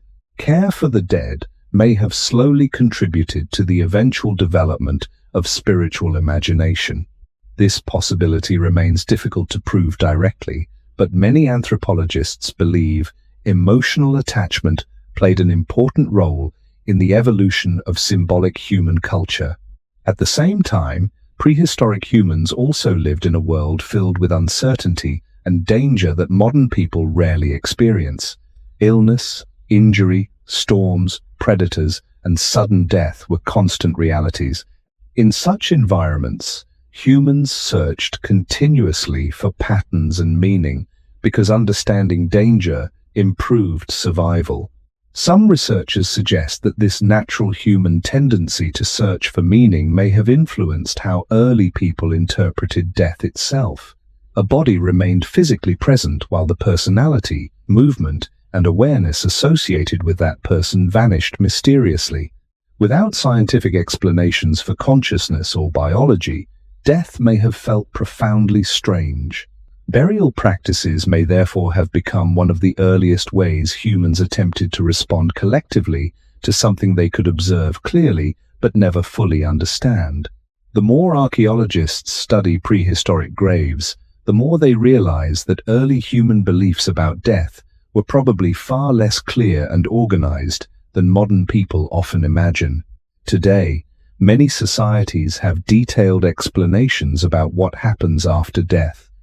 Religions describe souls, spirits, heavens, underworlds, reincarnation, or final judgment. Prehistoric humans almost certainly did not begin with systems this complete. Human culture develops slowly over immense stretches of time, and emotional behavior usually appears long before formal philosophy. The earliest burials, therefore, may not reflect fully developed religious belief so much as an emerging human struggle with absence itself. When someone died, the body remained visible, but the person seemed gone in a way early humans could neither reverse nor fully explain. This experience alone may have been powerful enough to shape burial behavior without requiring organized spiritual doctrine. Some researchers believe the human brain naturally searches for continuity even when confronted with death. Humans are intensely social creatures. We recognize faces, voices, habits, and personalities so deeply that sudden disappearance becomes emotionally difficult to accept. Even modern people sometimes feel the presence of someone who has recently died through memory, dreams, routine, or habit. A familiar voice seems almost audible for a moment. A sleeping place still feels occupied. An object still appears connected to the person who once touched it every day. Prehistoric humans likely experienced similar emotions long before scientific explanations of consciousness existed. In that world, where dreams, memory, illness, and death all remained mysterious, the boundary between the living and the dead may not always have felt completely fixed. This does not prove belief in ghosts or spirits as later cultures described them, but it suggests that emotional experience itself may have encouraged humans to imagine some form of continuing connection after death. Burial practices could therefore have emerged partly from emotional instinct before becoming attached to structured spiritual ideas. Archaeologists sometimes point to repeated burial traditions as evidence that humans were developing symbolic thought gradually over time. Certain body positions appear again across different sites. Specific pigments such as red ochre were reused repeatedly. Some groups returned to familiar burial places across generations. These repeated behaviors suggest that death was becoming socially meaningful beyond immediate practical concerns. Yet meaning does not always require a clear verbal explanation. Much of human behavior operates through shared habit, imitation, and emotional expectation long before it becomes formal belief. Children growing up inside prehistoric communities would have observed adults treating the dead carefully and likely learned to repeat those behaviors naturally. Over thousands of years, such repeated actions may have slowly accumulated into traditions that later generations interpreted spiritually. In this sense, ritual may have evolved gradually from repeated emotional behavior rather than appearing suddenly as organized religion. Scientists must remain especially careful because modern humans often project familiar beliefs backward into deep history. A grave containing objects may look religious to modern eyes because humans today frequently connect burial with spirituality, but prehistoric motivations may have been far more complex or even impossible to separate into categories modern people recognize clearly. A shell placed beside a body might represent affection, memory, social identity, beauty, grief, or symbolic thought all at once. Human emotions rarely fit into simple explanations even now. Tens of thousands of years ago, they were likely even harder to separate cleanly. What does seem increasingly clear is that humans were beginning to treat death as something requiring collective response rather than mere disposal. Burial created order around uncertainty. It gave communities something physical to do when explanation failed. A grave marked the place where confusion, grief, memory, and fear came together in the same piece of earth. Long before humans understood biology, they were already responding to death with care, repetition, and meaning-making behavior that slowly distinguished human societies from almost every other species in the natural world. The dead remained emotionally important, even when no one fully understood where the boundary between presence and absence truly belonged. By the time burial traditions had existed for many thousands of years, humans may already have crossed an important psychological threshold without fully realizing it. Death was no longer treated as only the disappearance of a useful member of the group. It had become something emotionally complex, something capable of shaping memory, behavior, and eventually belief itself. Yet one of the most important things archaeology teaches about prehistoric humans is that uncertainty remained everywhere. Early people did not possess scientific explanations for disease, aging, dreams, consciousness, or the human mind. A sleeping person could appear lifeless and then awaken again hours later. Someone injured might survive unexpectedly, while another died from a small infection. Dreams allowed the living to see dead relatives speaking as though they still existed somewhere beyond ordinary reality. In a world like this, the line between presence and absence may not always have felt completely stable. Death was visible, but its meaning remained mysterious. This may explain why prehistoric burial behavior often appears both practical and symbolic at the same time. Bodies needed to be handled because decomposition created real physical problems for small communities. At the same moment, the emotional reality of loss pushed humans toward behaviors that exceeded pure survival logic. A body positioned carefully in the earth suggests attention. Repeated burial locations suggest memory. Objects placed beside the dead suggest ongoing emotional connection. None of these things prove formal belief in an afterlife, but together they reveal minds increasingly unwilling to treat death as meaningless. Over many generations, this tension between visible reality and emotional attachment may have slowly encouraged humans to imagine that some part of a person continued beyond physical death. Anthropologists sometimes describe this as the gradual emergence of symbolic consciousness. Humans became able to think not only about objects directly in front of them, but also about invisible ideas, remembered individuals, imagined futures, and unseen forces shaping life around them.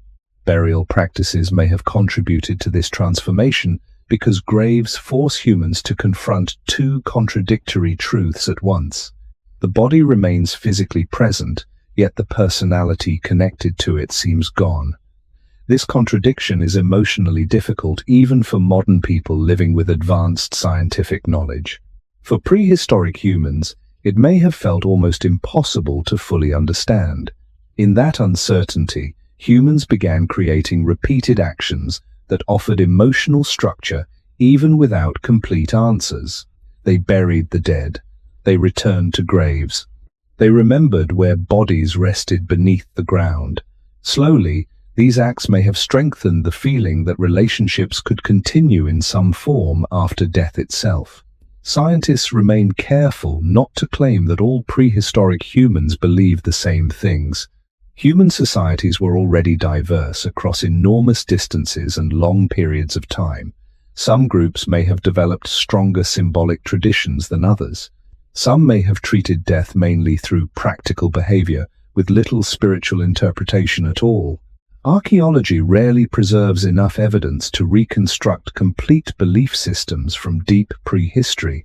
What survives are fragments, bones, pigments, objects, disturbed soil, traces of repeated human action. Yet across those fragments, one pattern appears again and again.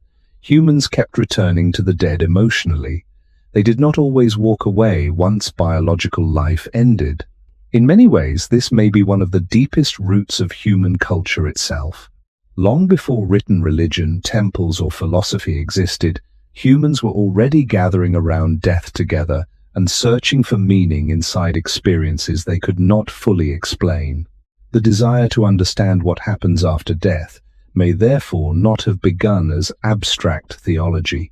It may have begun as something quieter and more personal. The simple human difficulty of accepting that someone once deeply familiar could vanish completely from the world.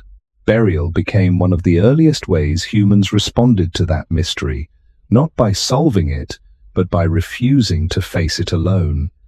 And perhaps that is why the oldest graves still feel strangely recognizable today. Even across tens of thousands of years, they reveal human beings trying to hold on to connection in the presence of something they could never fully understand. Humans are not the only creatures that react to death. In the natural world, many social animals appear disturbed when one of their group members dies. Elephants have been observed lingering near bones for long periods of time, touching skulls gently with their trunks and returning repeatedly to places where other elephants died. Certain dolphins support dead calves at the surface of the water, as though still trying to help them breathe. Chimpanzees sometimes remain unusually quiet around dead members of their group and may stay nearby for hours before finally leaving. These behaviors remind scientists that emotional responses to death did not appear suddenly out of nowhere when humans evolved. The roots of grief, attachment, and social bonding likely run far deeper in the animal world than people once believed. Yet even with these similarities, something about human behavior eventually became different in both scale and complexity. Most animals react to death temporarily. Humans slowly transformed death into memory, ritual, and social continuity that could last across generations. One important difference lies in how humans began treating the dead long after death itself occurred. Animals may remain near a body briefly, but they rarely reshape the landscape around the dead in lasting ways. Humans dug graves. They returned to burial places repeatedly. They carried bodies across difficult terrain and sometimes buried individuals with objects that appear emotionally meaningful. Over time, humans also began connecting death to stories, identity, and symbolic thought. A person could remain socially important decades after biological life ended. This ability to preserve emotional connection beyond immediate physical presence may have changed human society profoundly. Archaeologists believe the development of symbolic memory helped humans cooperate across larger and more stable social groups because individuals increasingly saw themselves as part of longer human continuity rather than only temporary survival partnerships. The difference may also be connected to human awareness of time. Many animals respond emotionally to absence, but humans appear uniquely capable of imagining both the distant past and the distant future in highly detailed ways. A grave does not only mark where someone died, it also preserves the memory of that person for people who were never alive when the burial happened. Children growing up near ancient graves could learn about individuals they had never met. In this way, the dead remained socially active through memory long after decomposition ended. This ability to extend emotional connection across generations seems far more developed in humans than in other known species. Burial practices, therefore, may reveal not only grief, but also the expanding human capacity for symbolic thought, long-term memory, and collective identity. At the same time, scientists remain cautious about drawing overly sharp boundaries between humans and other animals. Research into animal cognition continues, revealing forms of emotional intelligence once thought uniquely human. Some animals recognize individuals for many years. Some appear capable of mourning behavior, cooperation, empathy, and even social learning across generations. Human evolution did not emerge separately from nature. Humans remain animals themselves, shaped by millions of years of biological history shared with other species. The difference is not that humans care while all other animals feel nothing. The difference may instead be that humans gradually built entire social systems around memory and death in ways no other species appears to do. Burial became one part of a much larger transformation in human consciousness. The dead no longer vanished completely from social life. They remained part of stories, places, traditions, and emotional identity. Over thousands of years, this may have strengthened cooperation inside human groups because individuals increasingly understood themselves as connected not only to the living around them, but also to people who had existed before and would exist afterward. In this sense, prehistoric graves reveal something larger than death itself. They reveal the slow emergence of a species capable of carrying memory beyond immediate survival, preserving emotional bonds across time, and turning loss into part of the structure of human community. Long before cities or written language appeared, humans were already becoming creatures who remembered their dead together. One reason human responses to death became so unusual may lie in the way human memory itself evolved. Most animals live primarily inside the immediate present. They respond to hunger, danger, weather, territory, and social relationships happening around them in real time. Humans do this as well, but humans also developed an increasingly powerful ability to carry mental worlds that were no longer physically present. A person could leave a place and still imagine it clearly. Someone who died could remain active inside memory for years afterward. Early humans may therefore have experienced absence differently from other species because the human mind became capable of preserving individuals internally even after the body disappeared from daily life. This ability changes grief profoundly. The dead continue existing emotionally through memory, routine, and imagination. A familiar path through the landscape still recalls the person who once walked there. A tool still carries traces of the hands that used it. A child still remembers the sound of a voice long after silence replaces it. Burial practices may have strengthened this mental continuity because graves gave memory a physical location in the world. Instead of disappearance happening everywhere at once, the dead remained connected to a specific place the living could revisit, mentally or physically. Archaeologists sometimes suggest that this growing connection between memory and location helped humans develop stronger long-term social identity than most other animals. A group became more than the individuals currently alive inside it. It also included remembered individuals from the past. In this way, burial may have contributed quietly to the emergence of human history itself. History begins long before writing, whenever communities start preserving memory across generations, instead of living only in the immediate present.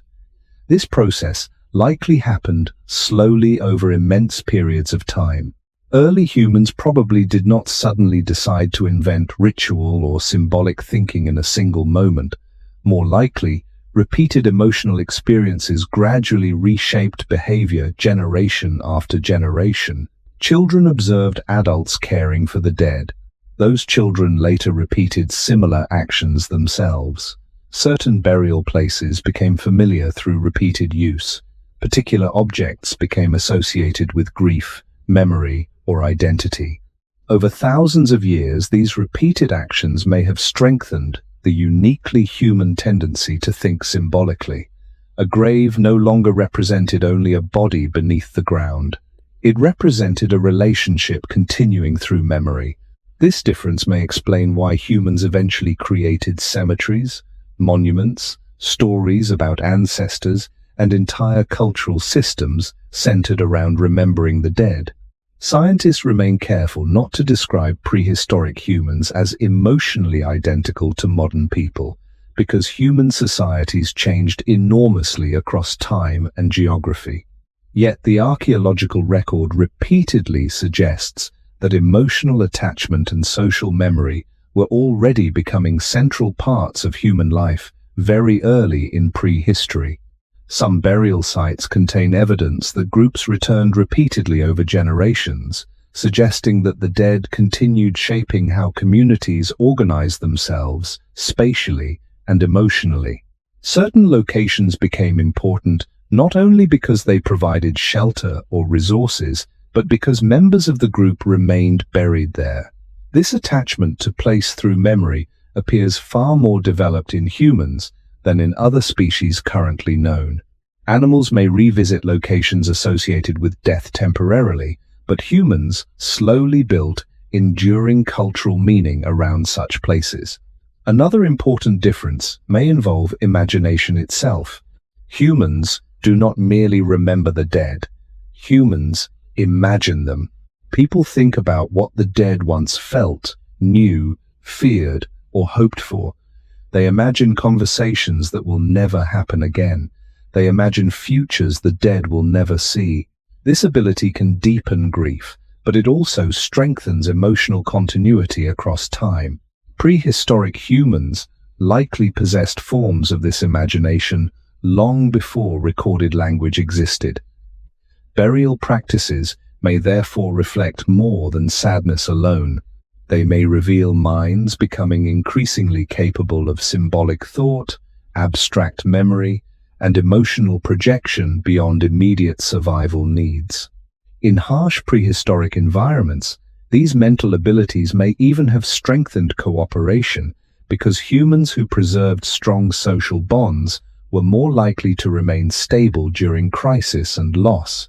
The dead continued influencing the living not physically, but psychologically and socially. Over time, this may have become one of the defining features of human existence itself. Humans were no longer simply surviving together in the present moment. They were beginning to live inside networks of shared memory, stretching backward toward the dead and forward toward generations not yet born. By the later stages of prehistory, the difference between humans and other animals was no longer simply emotional reaction to death. It was the ability to transform death into shared meaning that could survive across time. Many animals appear capable of attachment, distress, and even forms of grief, but humans gradually began building social life itself around memory of the dead. Burial sites became places groups returned to repeatedly. Stories about earlier generations may have survived through spoken tradition long before writing existed. Children grew up hearing about people they had never met, learning that the group extended backward into the past as well as forward into the future. In this way, the dead remained socially active long after their bodies disappeared beneath the earth. This may have changed the structure of human communities in profound ways. A group was no longer held together only by immediate survival needs. It was also held together by shared memory. The dead became part of collective identity. Anthropologists sometimes describe humans as a species deeply shaped by symbolic continuity. Humans remember people who are absent. Humans imagine relationships continuing beyond physical presence. Humans preserve names, objects, stories, and places connected to those who died. None of this appeared instantly. It likely emerged slowly through thousands of repeated emotional experiences surrounding loss. A burial dug carefully into the ground may seem small compared with later temples or civilizations, yet psychologically it represented an enormous shift. It meant that humans were beginning to resist disappearance itself. Even after death, individuals still mattered to the social world of the living. This tendency may have strengthened cooperation inside early human groups because shared memory creates long-term emotional bonds. When people believe they belong to something extending beyond their individual lifespan, communities become more stable across generations. Burial traditions may therefore have contributed quietly to the growth of larger and more organized human societies later in history. A child who learns that earlier generations remain remembered may also begin thinking about future generations who will remember them someday. In this way, awareness of death can strengthen awareness of continuity. The human mind becomes capable of imagining itself as part of an ongoing chain rather than an isolated existence, limited only to the present moment. Scientists cannot measure exactly when this psychological transformation fully emerged because symbolic thought leaves only indirect traces in the archaeological record. Yet ancient graves strongly suggest that something important was changing deep inside human social life. Humans were beginning to experience themselves not merely as biological organisms surviving season to season, but as members of enduring communities shaped by memory, relationship, and time. This difference becomes visible in the extraordinary effort humans sometimes invested into the dead, despite harsh environmental conditions. Bodies were carried long distances, graves were revisited, objects with practical value were placed beside people who could no longer use them. Such behavior rarely improves immediate survival directly. In fact, it often consumes precious energy. Yet humans repeated these actions across enormous spans of geography and time. That repetition itself reveals something fundamental. The dead continued influencing human behavior even after biological usefulness ended. In most of nature, relationships fade quickly, once survival no longer depends on them. Humans increasingly refuse to let relationships end so completely. This may be one reason human culture became so unusually complex compared with that of other species. Memory allowed humans to accumulate emotional continuity across generations, and burial practices may have helped anchor that continuity physically in the world. Over time, humans filled landscapes not only with movement and survival activity, but with remembered lives. Valleys, caves, rivers, and burial grounds became connected to stories about people who once existed there. The world itself slowly became layered with human memory. Long before written history began, humans were already creating invisible networks of connection between the living and the dead. This did not remove fear of death. Prehistoric humans likely feared death intensely because life remained fragile and uncertain. But instead of treating death as only a biological ending, humans increasingly transformed it into something shared collectively through memory, ritual, and social care. Perhaps this is the deepest difference visible in the oldest graves. Humans became a species that not only noticed death, but carried it consciously through time. While other animals moved on from loss as survival demanded, humans slowly built entire emotional worlds around remembering those who could no longer remain beside them. As human communities slowly became more organized over thousands of years, death may also have begun changing the way people understood responsibility toward one another. In the earliest periods of prehistory, small hunter-gatherer groups survived mainly through close cooperation between relatives and familiar companions. Every individual mattered because survival depended heavily on trust, shared labor, and emotional stability inside the group. But as burial traditions became more common and more deliberate, humans may gradually have started recognizing another idea beneath these actions, that a person still deserved care, even when they could no longer contribute anything physically in return. This possibility becomes especially visible in archaeological discoveries involving individuals who survived severe injuries or disabilities long before modern medicine existed. Some prehistoric skeletons show signs of healed fractures, damaged limbs, blindness, tooth loss, or chronic illness that would have made independent survival extremely difficult. Yet these individuals sometimes lived for years after their injuries occurred. One of the most discussed examples comes again from Shanidar Cave, where researchers found Neanderthal remains belonging to an individual who appears to have survived serious physical impairments for a long period of time. The skeleton showed evidence of injury and disability affecting movement and possibly vision, yet the person lived long enough for bones to heal substantially. This suggests that others within the group likely provided assistance, protection, or food over time. Scientists remain cautious about romanticizing such cases because prehistoric life remained harsh and survival was never guaranteed. But evidence like this strongly suggests that human social care had already expanded beyond immediate usefulness alone. The same emotional tendencies may also help explain why humans treated the dead carefully after life ended. Caring for vulnerable individuals during life and caring for bodies after death may have emerged from related social instincts rooted in attachment and cooperation. Burial, therefore, may reveal not only grief, but also a broader transformation in human morality. Humans were becoming creatures capable of protecting individuals even when survival logic alone offered little advantage. This does not mean prehistoric societies were peaceful or universally compassionate. Violence, abandonment, and conflict almost certainly existed throughout human history. Some individuals were likely left behind during famine, migration, or environmental crisis, when survival pressures became overwhelming. Archaeology preserves both care and suffering because human behavior has always contained both.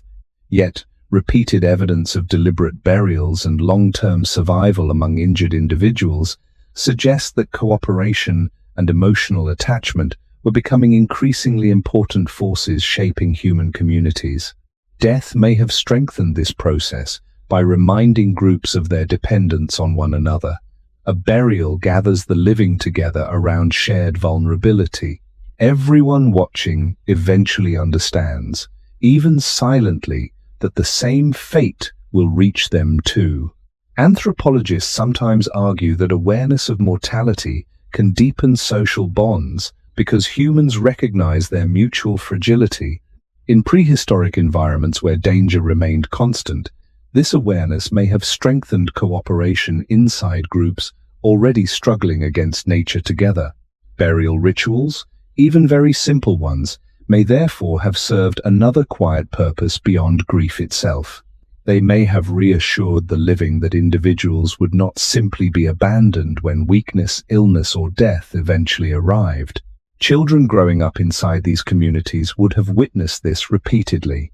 They saw injured elders continue receiving care. They saw bodies handled gently after death. They learned that belonging to the group involved responsibilities extending beyond immediate survival value. Over immense stretches of time, these repeated experiences may have helped shape the emotional foundations of later human ethics. Modern ideas about dignity, mourning, caregiving, and respect for the dead differ enormously across cultures, yet many may trace part of their emotional roots back to these early prehistoric behaviors.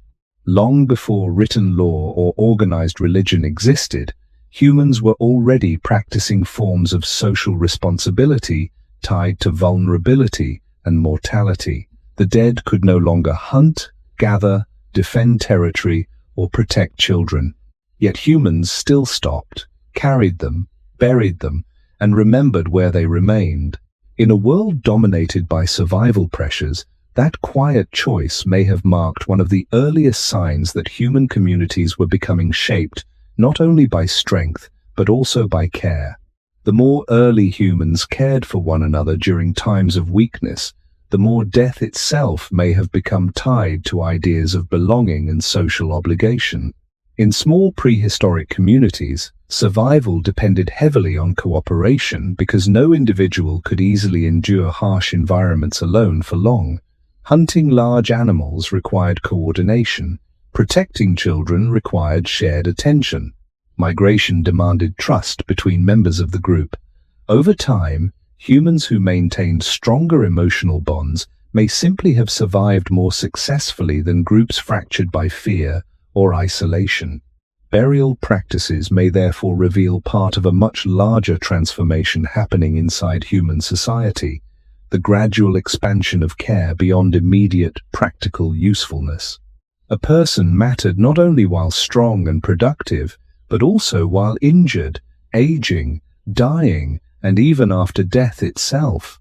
Archaeological discoveries from several prehistoric sites suggest that some individuals survived conditions that would have been nearly impossible without help from others. Researchers have uncovered skeletons showing evidence of severe arthritis, missing limbs, broken bones healed over long periods, and advanced tooth loss that would have made eating difficult. In many cases, these people lived years after their injuries or illnesses began. This survival strongly suggests that others shared food, protection, or assistance with them over extended periods of time. Such evidence challenges older stereotypes portraying prehistoric life as purely brutal and emotionally indifferent. Human communities were certainly capable of violence and abandonment, but they were also increasingly capable of long-term caregiving. Burial traditions may have emerged naturally within the same emotional framework. Once humans became accustomed to caring for vulnerable individuals during life, completely abandoning the body after death may have felt emotionally difficult or socially unacceptable.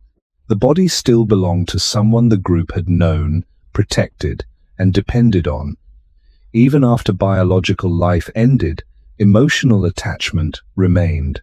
This may explain why some prehistoric burials appear remarkably careful despite harsh living conditions. Bodies were sometimes positioned gently, protected inside caves, covered with pigments, or buried alongside objects requiring effort to obtain. None of these actions improved the survival chances of the dead themselves. Their importance existed entirely for the living. Burial created a way for communities to respond together to loss, vulnerability, and emotional disruption. Anthropologists often note that rituals surrounding death help stabilize groups during periods of uncertainty because they provide structure at moments when ordinary routines collapse. Prehistoric humans likely experienced similar psychological needs even without formal religion or written tradition. A burial gave people something meaningful to do together when faced with fear, grief, and confusion. It reaffirmed that the group still existed despite losing one of its members. This emotional reassurance may have mattered enormously in dangerous prehistoric environments where instability could threaten survival directly. Children observing these behaviors would gradually learn that membership within the group carried mutual obligations. Individuals protected one another when injured. They cared for the weak. They gathered around the dying. They buried the dead. Over many generations, repeated exposure to such actions may have shaped the foundations of human empathy itself. Modern morality is complex and varies across cultures, but some of its emotional roots may trace back to these early survival communities where cooperation became necessary not only for physical protection, but also for emotional stability. Scientists remain careful not to idealize prehistoric life as universally compassionate, because evidence also shows hardship, violence, and inequality. Some burials contain signs of trauma or social difference. Certain individuals may have received more care than others depending on status, age, kinship, or circumstance. Human societies have always contained contradictions. Yet the repeated appearance of deliberate burial across many ancient populations still reveals something important. Again and again, humans invested effort into individuals who could no longer return that effort in practical terms. This behavior may seem ordinary now because modern humans inherit thousands of years of cultural traditions surrounding death and caregiving. But in deep prehistory, such actions represented something unusual emerging slowly within the natural world. Humans were becoming a species that measured value not only through survival usefulness, but also through emotional connection. In the silence surrounding prehistoric graves, archaeologists can still see traces of that transformation buried beneath the earth. Over immense stretches of prehistoric time, burial may have done something even larger than helping humans cope with grief. It may have slowly changed how people understood what it meant to belong to a human community at all. In the natural world, survival often depends on immediate usefulness. The weak fall behind, the injured struggle alone, the dead disappear quickly back into the landscape. Early humans understood these realities intimately because they lived close to hunger, weather, predators, and constant physical danger.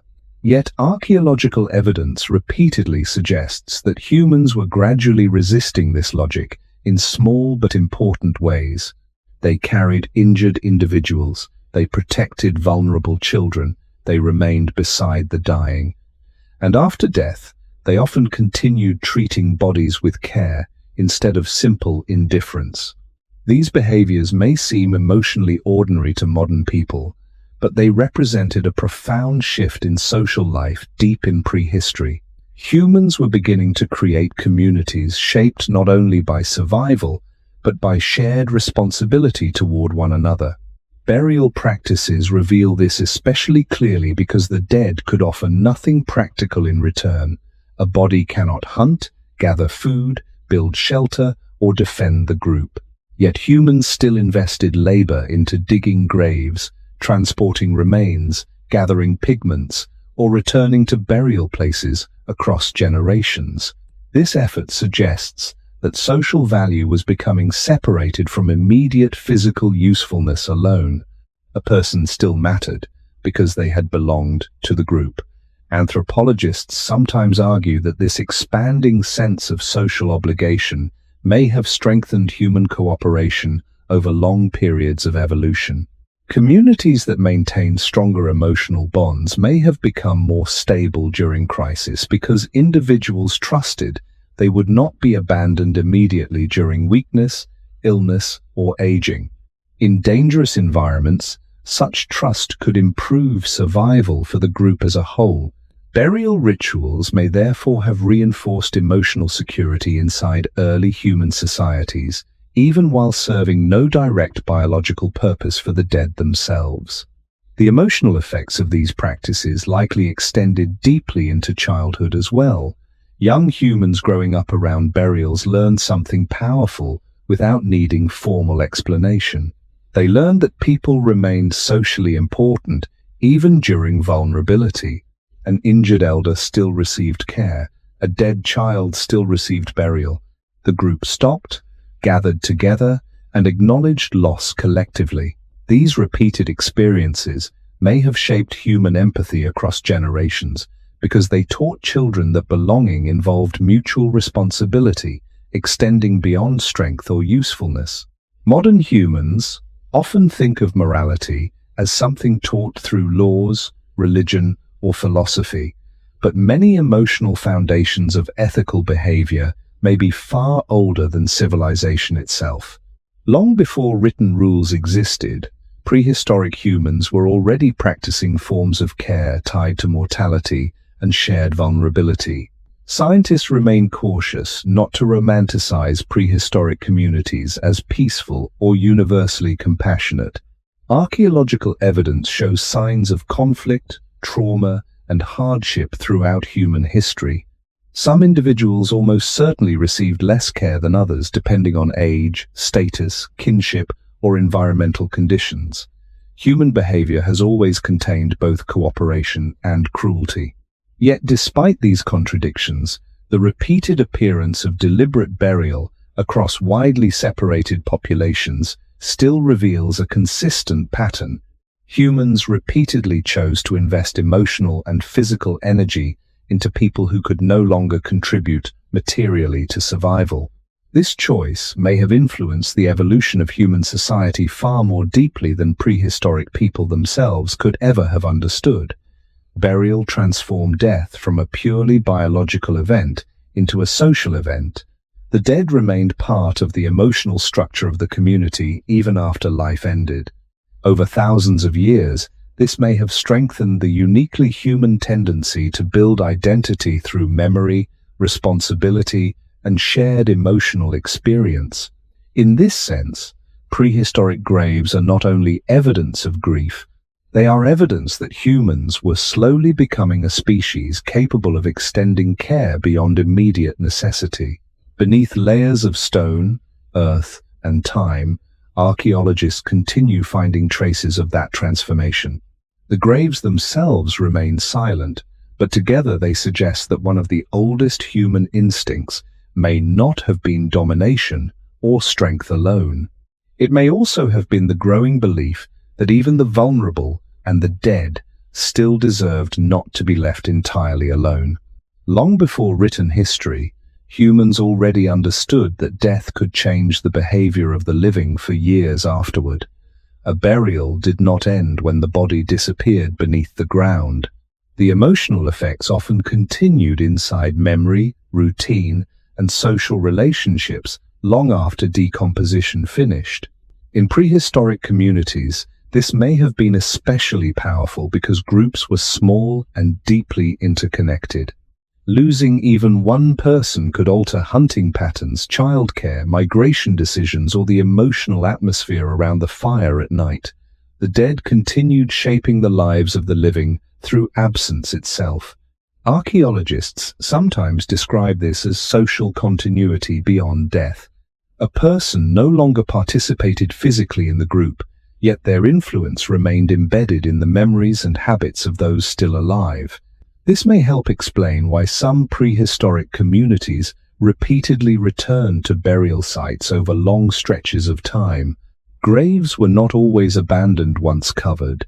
Certain caves, valleys, and shelters appear to have remained important across generations, suggesting that memory attached itself to specific places in the landscape. In some regions, burial grounds slowly became among the first locations carrying long-term emotional meaning for human groups. A place mattered not only because it provided food, water, or protection, but because someone important remained buried there. This shift may have quietly transformed how humans understood territory itself. The landscape was becoming social and historical, not merely practical. Children growing up in these communities may have learned early that certain locations carried stories connected to earlier generations.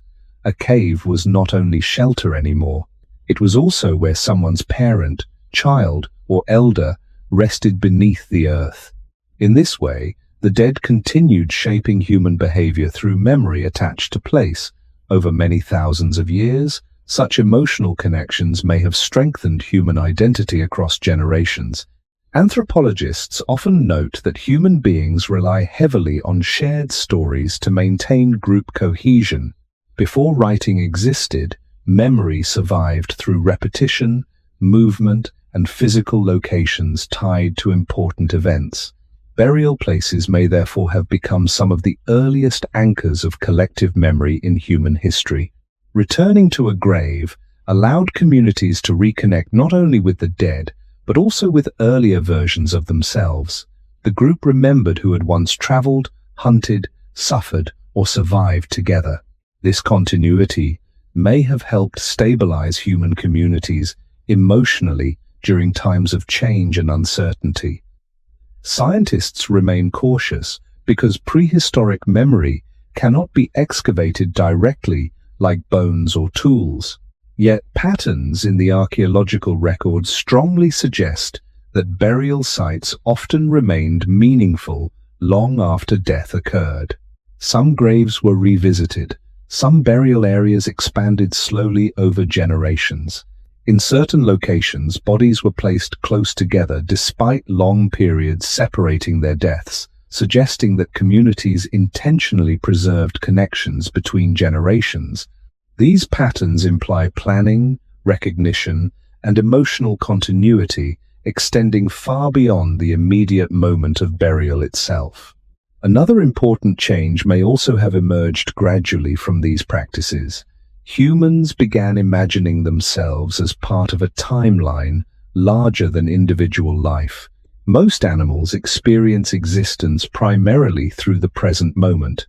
Humans increasingly connected past, present, and future through memory. Burial contributed to this transformation because graves physically preserved evidence that other people had existed before the current generation arrived. Children could stand near the burial places of individuals they never personally met and still understand that those people once belonged to the same community. In this sense, burial sites quietly taught humans historical awareness long before formal history existed. The dead became proof that human life extended backward through time. At the same moment, the living may also have begun wondering how future generations would someday remember them. This awareness may have deepened the uniquely human relationship with mortality itself. Death was no longer only a biological ending.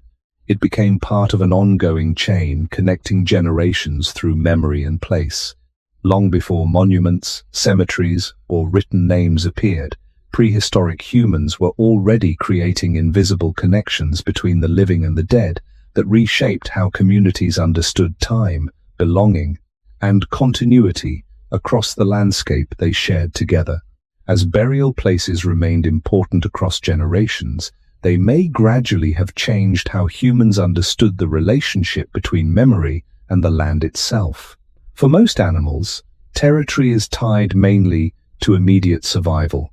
A place matters because it contains food, shelter, water, or safety. Humans depended on these things too, especially during prehistory when environmental conditions could become deadly very quickly. Yet burial sites suggest that humans slowly began attaching emotional meaning to locations in ways extending beyond practical survival alone. A valley could become important because someone beloved died there. A cave might remain significant because generations of ancestors had been buried inside it. Over time, landscapes themselves became connected to memory. The earth no longer held only resources. It also held traces of human lives. Archaeologists have found evidence that some prehistoric groups returned repeatedly to the same burial areas across very long stretches of time. In certain caves and rock shelters, graves accumulated slowly over centuries or even millennia. This pattern suggests deliberate continuity rather than random use of available space. Communities remembered these locations and continued bringing their dead back to them. Such behavior required knowledge passed between generations. Children had to learn where burial places existed, why they mattered, and how the group related to them emotionally. In this way, graves may have become some of the earliest long-term social landmarks in human history. Long before permanent cities existed, burial places may already have been helping humans maintain continuity with the past. This process may also have changed how humans experienced movement itself. Hunter-gatherer groups often traveled seasonally across large territories, following migrating animals, changing weather, or available plant resources. Much of daily life remained temporary and mobile. Fires disappeared. Shelters decayed quickly. Camps left little trace after people moved on. Graves were different. A burial remained fixed in the landscape long after ordinary human activity vanished. Returning to such places may therefore have created one of the earliest forms of historical awareness. People could revisit physical evidence of earlier generations and understand themselves as connected to lives extending backward through time. Anthropologists sometimes argue that this ability to preserve memory geographically helped humans develop stronger collective identity because communities became tied not only to living members, but also to remembered dead. The emotional importance of burial sites may even have influenced later human settlement patterns. Although organized villages and agriculture emerged much later, some researchers believe repeated use of particular locations for burial may have encouraged stronger long-term attachment to specific regions. A place containing graves becomes emotionally difficult to abandon completely. The dead create continuity between generations by anchoring memory physically in the world. This possibility remains difficult to prove directly, but archaeological patterns suggest that burial locations often remain socially meaningful far longer than ordinary campsites. In this sense, the dead may have quietly shaped how humans began thinking about home. Home was no longer only where food happened to exist temporarily. It could also become where memory remained. Children raised near recurring burial grounds would likely absorb this emotional geography naturally. They would learn that certain places carried silence, stories, or caution. They might hear adults speak differently near graves, or observe rituals surrounding burial areas, even if those rituals remained simple. Over generations, these repeated experiences may have strengthened the uniquely human tendency to fill landscapes with symbolic meaning. Rivers, hills, caves, and valleys slowly became connected not just to survival, but to remembered human presence. Scientists remain cautious not to project modern ideas of ancestry or sacred land too confidently into deep prehistory, because evidence remains incomplete. Human societies were enormously diverse, and burial practices likely varied greatly between groups. Yet across many ancient sites, one pattern continues appearing repeatedly. Humans remembered where their dead remained. They returned to those places. They preserved continuity between generations through the landscape itself. Long before maps, written histories, or monuments existed, Prehistoric humans were already creating invisible networks of memory stretching across the earth beneath their feet. The dead remained physically silent, but their graves continued influencing where people traveled, what places they remembered, and how communities slowly learned to see themselves as part of a story extending far beyond a single human lifetime. Over thousands of years, the repeated act of burying the dead may have slowly changed one of the deepest parts of human consciousness, the awareness that individual lives end, but human continuity does not. Prehistoric humans likely understood death first, through direct experience. They watched bodies become still. They watched familiar people disappear from daily life. They carried grief physically through silence, altered routines, and the empty spaces left inside small communities. Yet, burial created something unusual in response to that loss. Instead of allowing death to erase individuals completely, humans began leaving traces behind. A grave remained in the earth long after a body disappeared beneath it. Memory remained in the minds of the living long after voices faded. Stories, habits, and places connected generations together across time. Slowly, humans may have begun understanding themselves not only as isolated individuals struggling to survive, but as part of something larger, continuing beyond a single lifespan. Burial traditions helped reinforce this awareness because graves linked the present generation to both the past and the future at the same time. A child standing near an old burial place could recognize that people had lived, died, and been remembered before they themselves were born. At the same moment, adults burying their dead may also have understood quietly that future generations would someday stand where they stood too. This awareness of continuity may have shaped human emotional life more deeply than almost any other prehistoric development. Humans became capable of imagining themselves as part of an ongoing chain of existence extending across generations. Archaeologists sometimes suggest that this growing awareness helped strengthen long-term cooperation because individuals increasingly identified with communities larger than immediate survival groups alone. The dead remained woven into social identity through memory, location, and repeated ritual behavior. In this sense, burial did not only preserve the past, it also helped humans imagine the future. The emotional power of this continuity may explain why burial practices survived across such enormous stretches of human history, despite changing environments, cultures, and technologies. Human societies transformed repeatedly over time.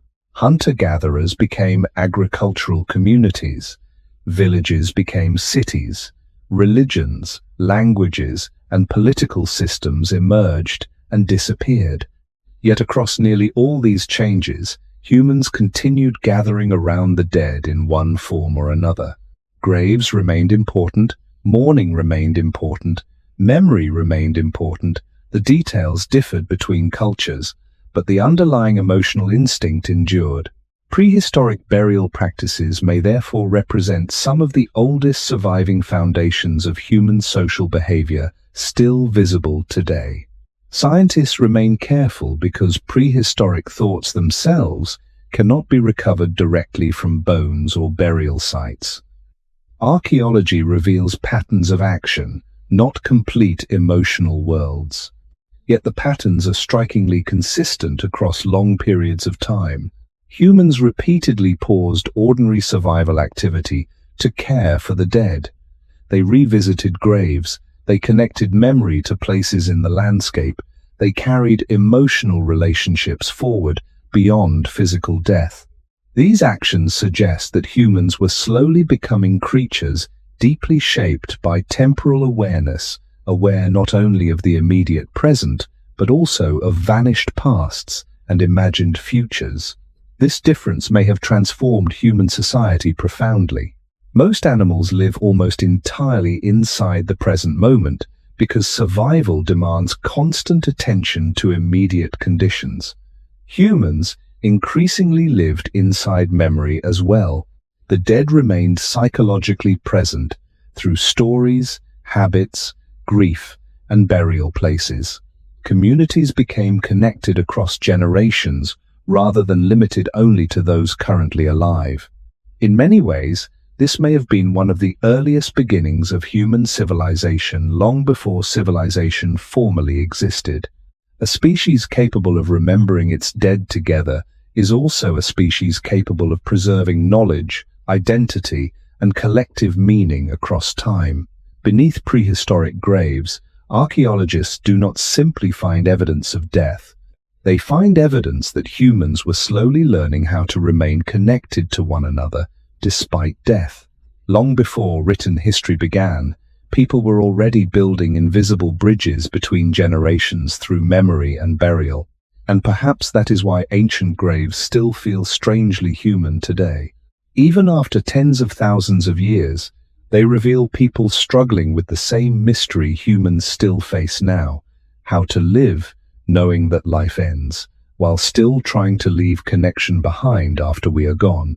By the end of prehistory, humans had already spent tens of thousands of years living beside death. They buried children and elders. They carried bodies across difficult landscapes. They returned to graves long after morning first began. They filled caves, valleys, and familiar campsites with invisible layers of memory tied to people who no longer lived there. Yet despite all this time, death itself never became ordinary. Archaeological evidence suggests that humans grew more familiar with loss, but not indifferent to it. Again and again, prehistoric communities continued responding to death with effort, care, and emotional attention, even under harsh survival conditions. This persistence may reveal something fundamental about the human mind. Humans adapt to danger remarkably well, but they never fully adapt to the disappearance of people they know closely. The dead continue shaping the emotional world of the living long after physical life ends. In many ways, this remains true today, exactly as it was in deep prehistory. Modern humans possess medicine, science, written history, and complex religious systems, yet grief still alters ordinary life in ancient ways. Silence still feels different after someone disappears. Familiar places still carry memory. Objects still seem connected to the people who once touched them. Prehistoric burial traditions may therefore feel recognizable because the emotional experiences behind them never fully vanished from human life. One of the most striking lessons from ancient graves is how little certainty early humans actually possessed about death.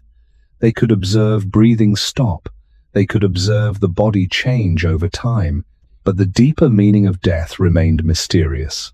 In many ways, it still does.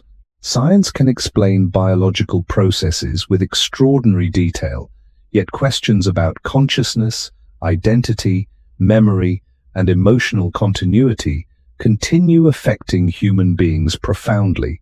Prehistoric humans face these uncertainties without modern explanations, and burial may have become one of the earliest ways communities responded collectively to that confusion.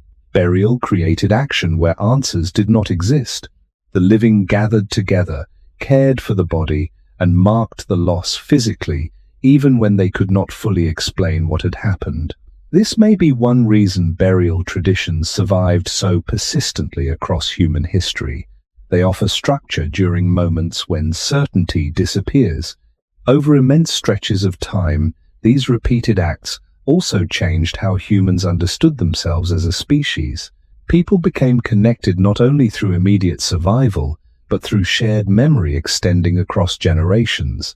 The dead remained part of social life through stories, locations, habits, and emotional continuity. Communities slowly learn to see themselves as existing inside longer human timelines, stretching backward toward earlier generations and forward toward people not yet born. Burial helped anchor this awareness physically in the world. Graves preserved evidence that others had lived before. They reminded the living that they too would someday become part of the past.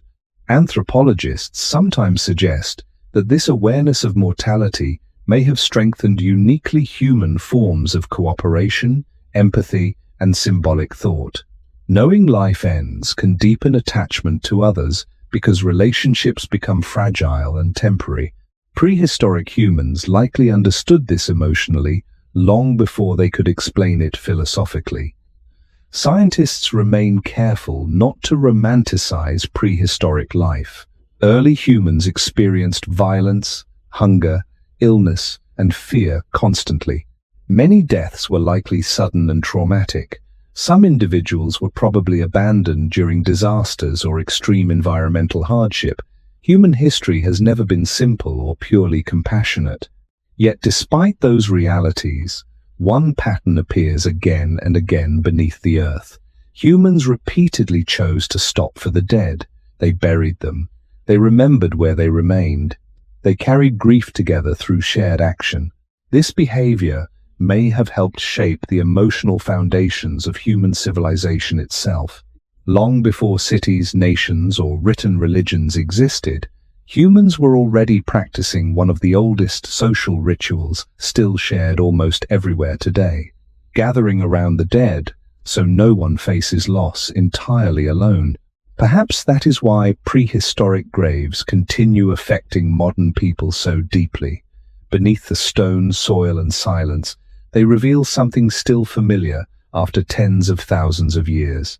Humans have always known that death eventually separates every life from the world. But humans have also spent enormous stretches of time trying, in quiet and imperfect ways, to keep connection alive a little longer after that separation begins. As humans continued burying their dead across countless generations, another quiet transformation may have been taking place beneath the surface of daily survival. Burial was teaching people that every human life eventually becomes memory. In prehistoric communities, individuals lived close together for long periods of time. They hunted beside one another, shared fires, raised children together, and depended on mutual trust in dangerous environments. Because of this closeness, death did not remove only a body from the group. It also removed routines, knowledge, personality, and emotional familiarity. A person's absence continued echoing through ordinary life long after burial ended. Someone no longer sat beside the fire. Someone no longer recognized tracks in the snow. Someone no longer remembered old migration paths or stories from earlier seasons. In this way, death slowly revealed something painful but deeply human. Much of what makes a person important survives temporarily inside the minds of others. Burial traditions may have strengthened this awareness because graves created physical reminders that memory itself needed care. If people stopped returning to burial places, the dead could eventually disappear from collective awareness entirely. Over time, prehistoric humans may therefore have begun understanding memory almost as a form of responsibility. The living carried traces of those who were gone. Children inherited stories about individuals they never met.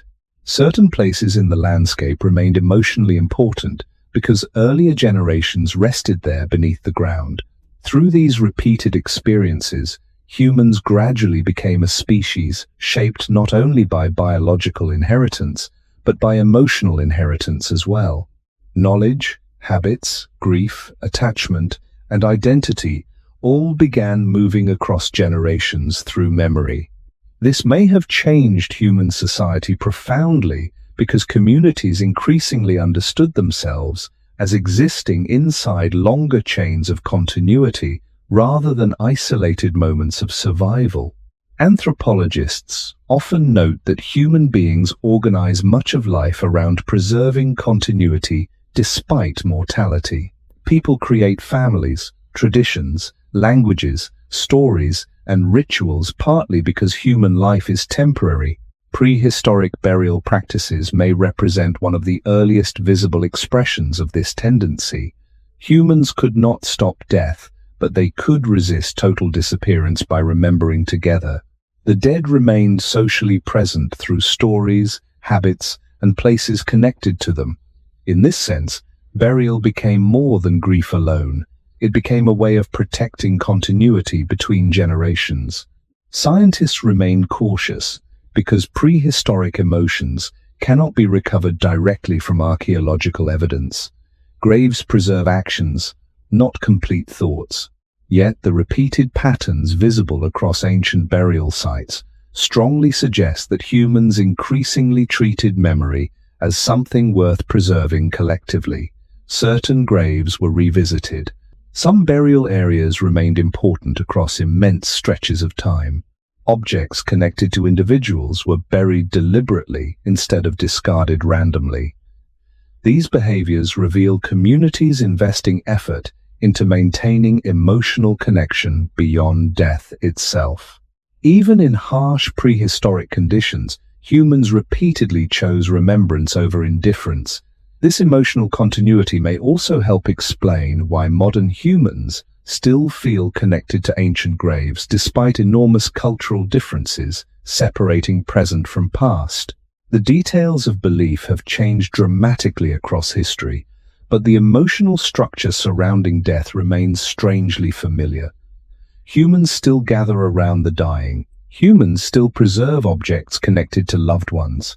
Humans still return to graves, speak names aloud, and struggle against the feeling of disappearance that death creates. In many ways, prehistoric burial traditions established emotional patterns that never fully vanished from human life.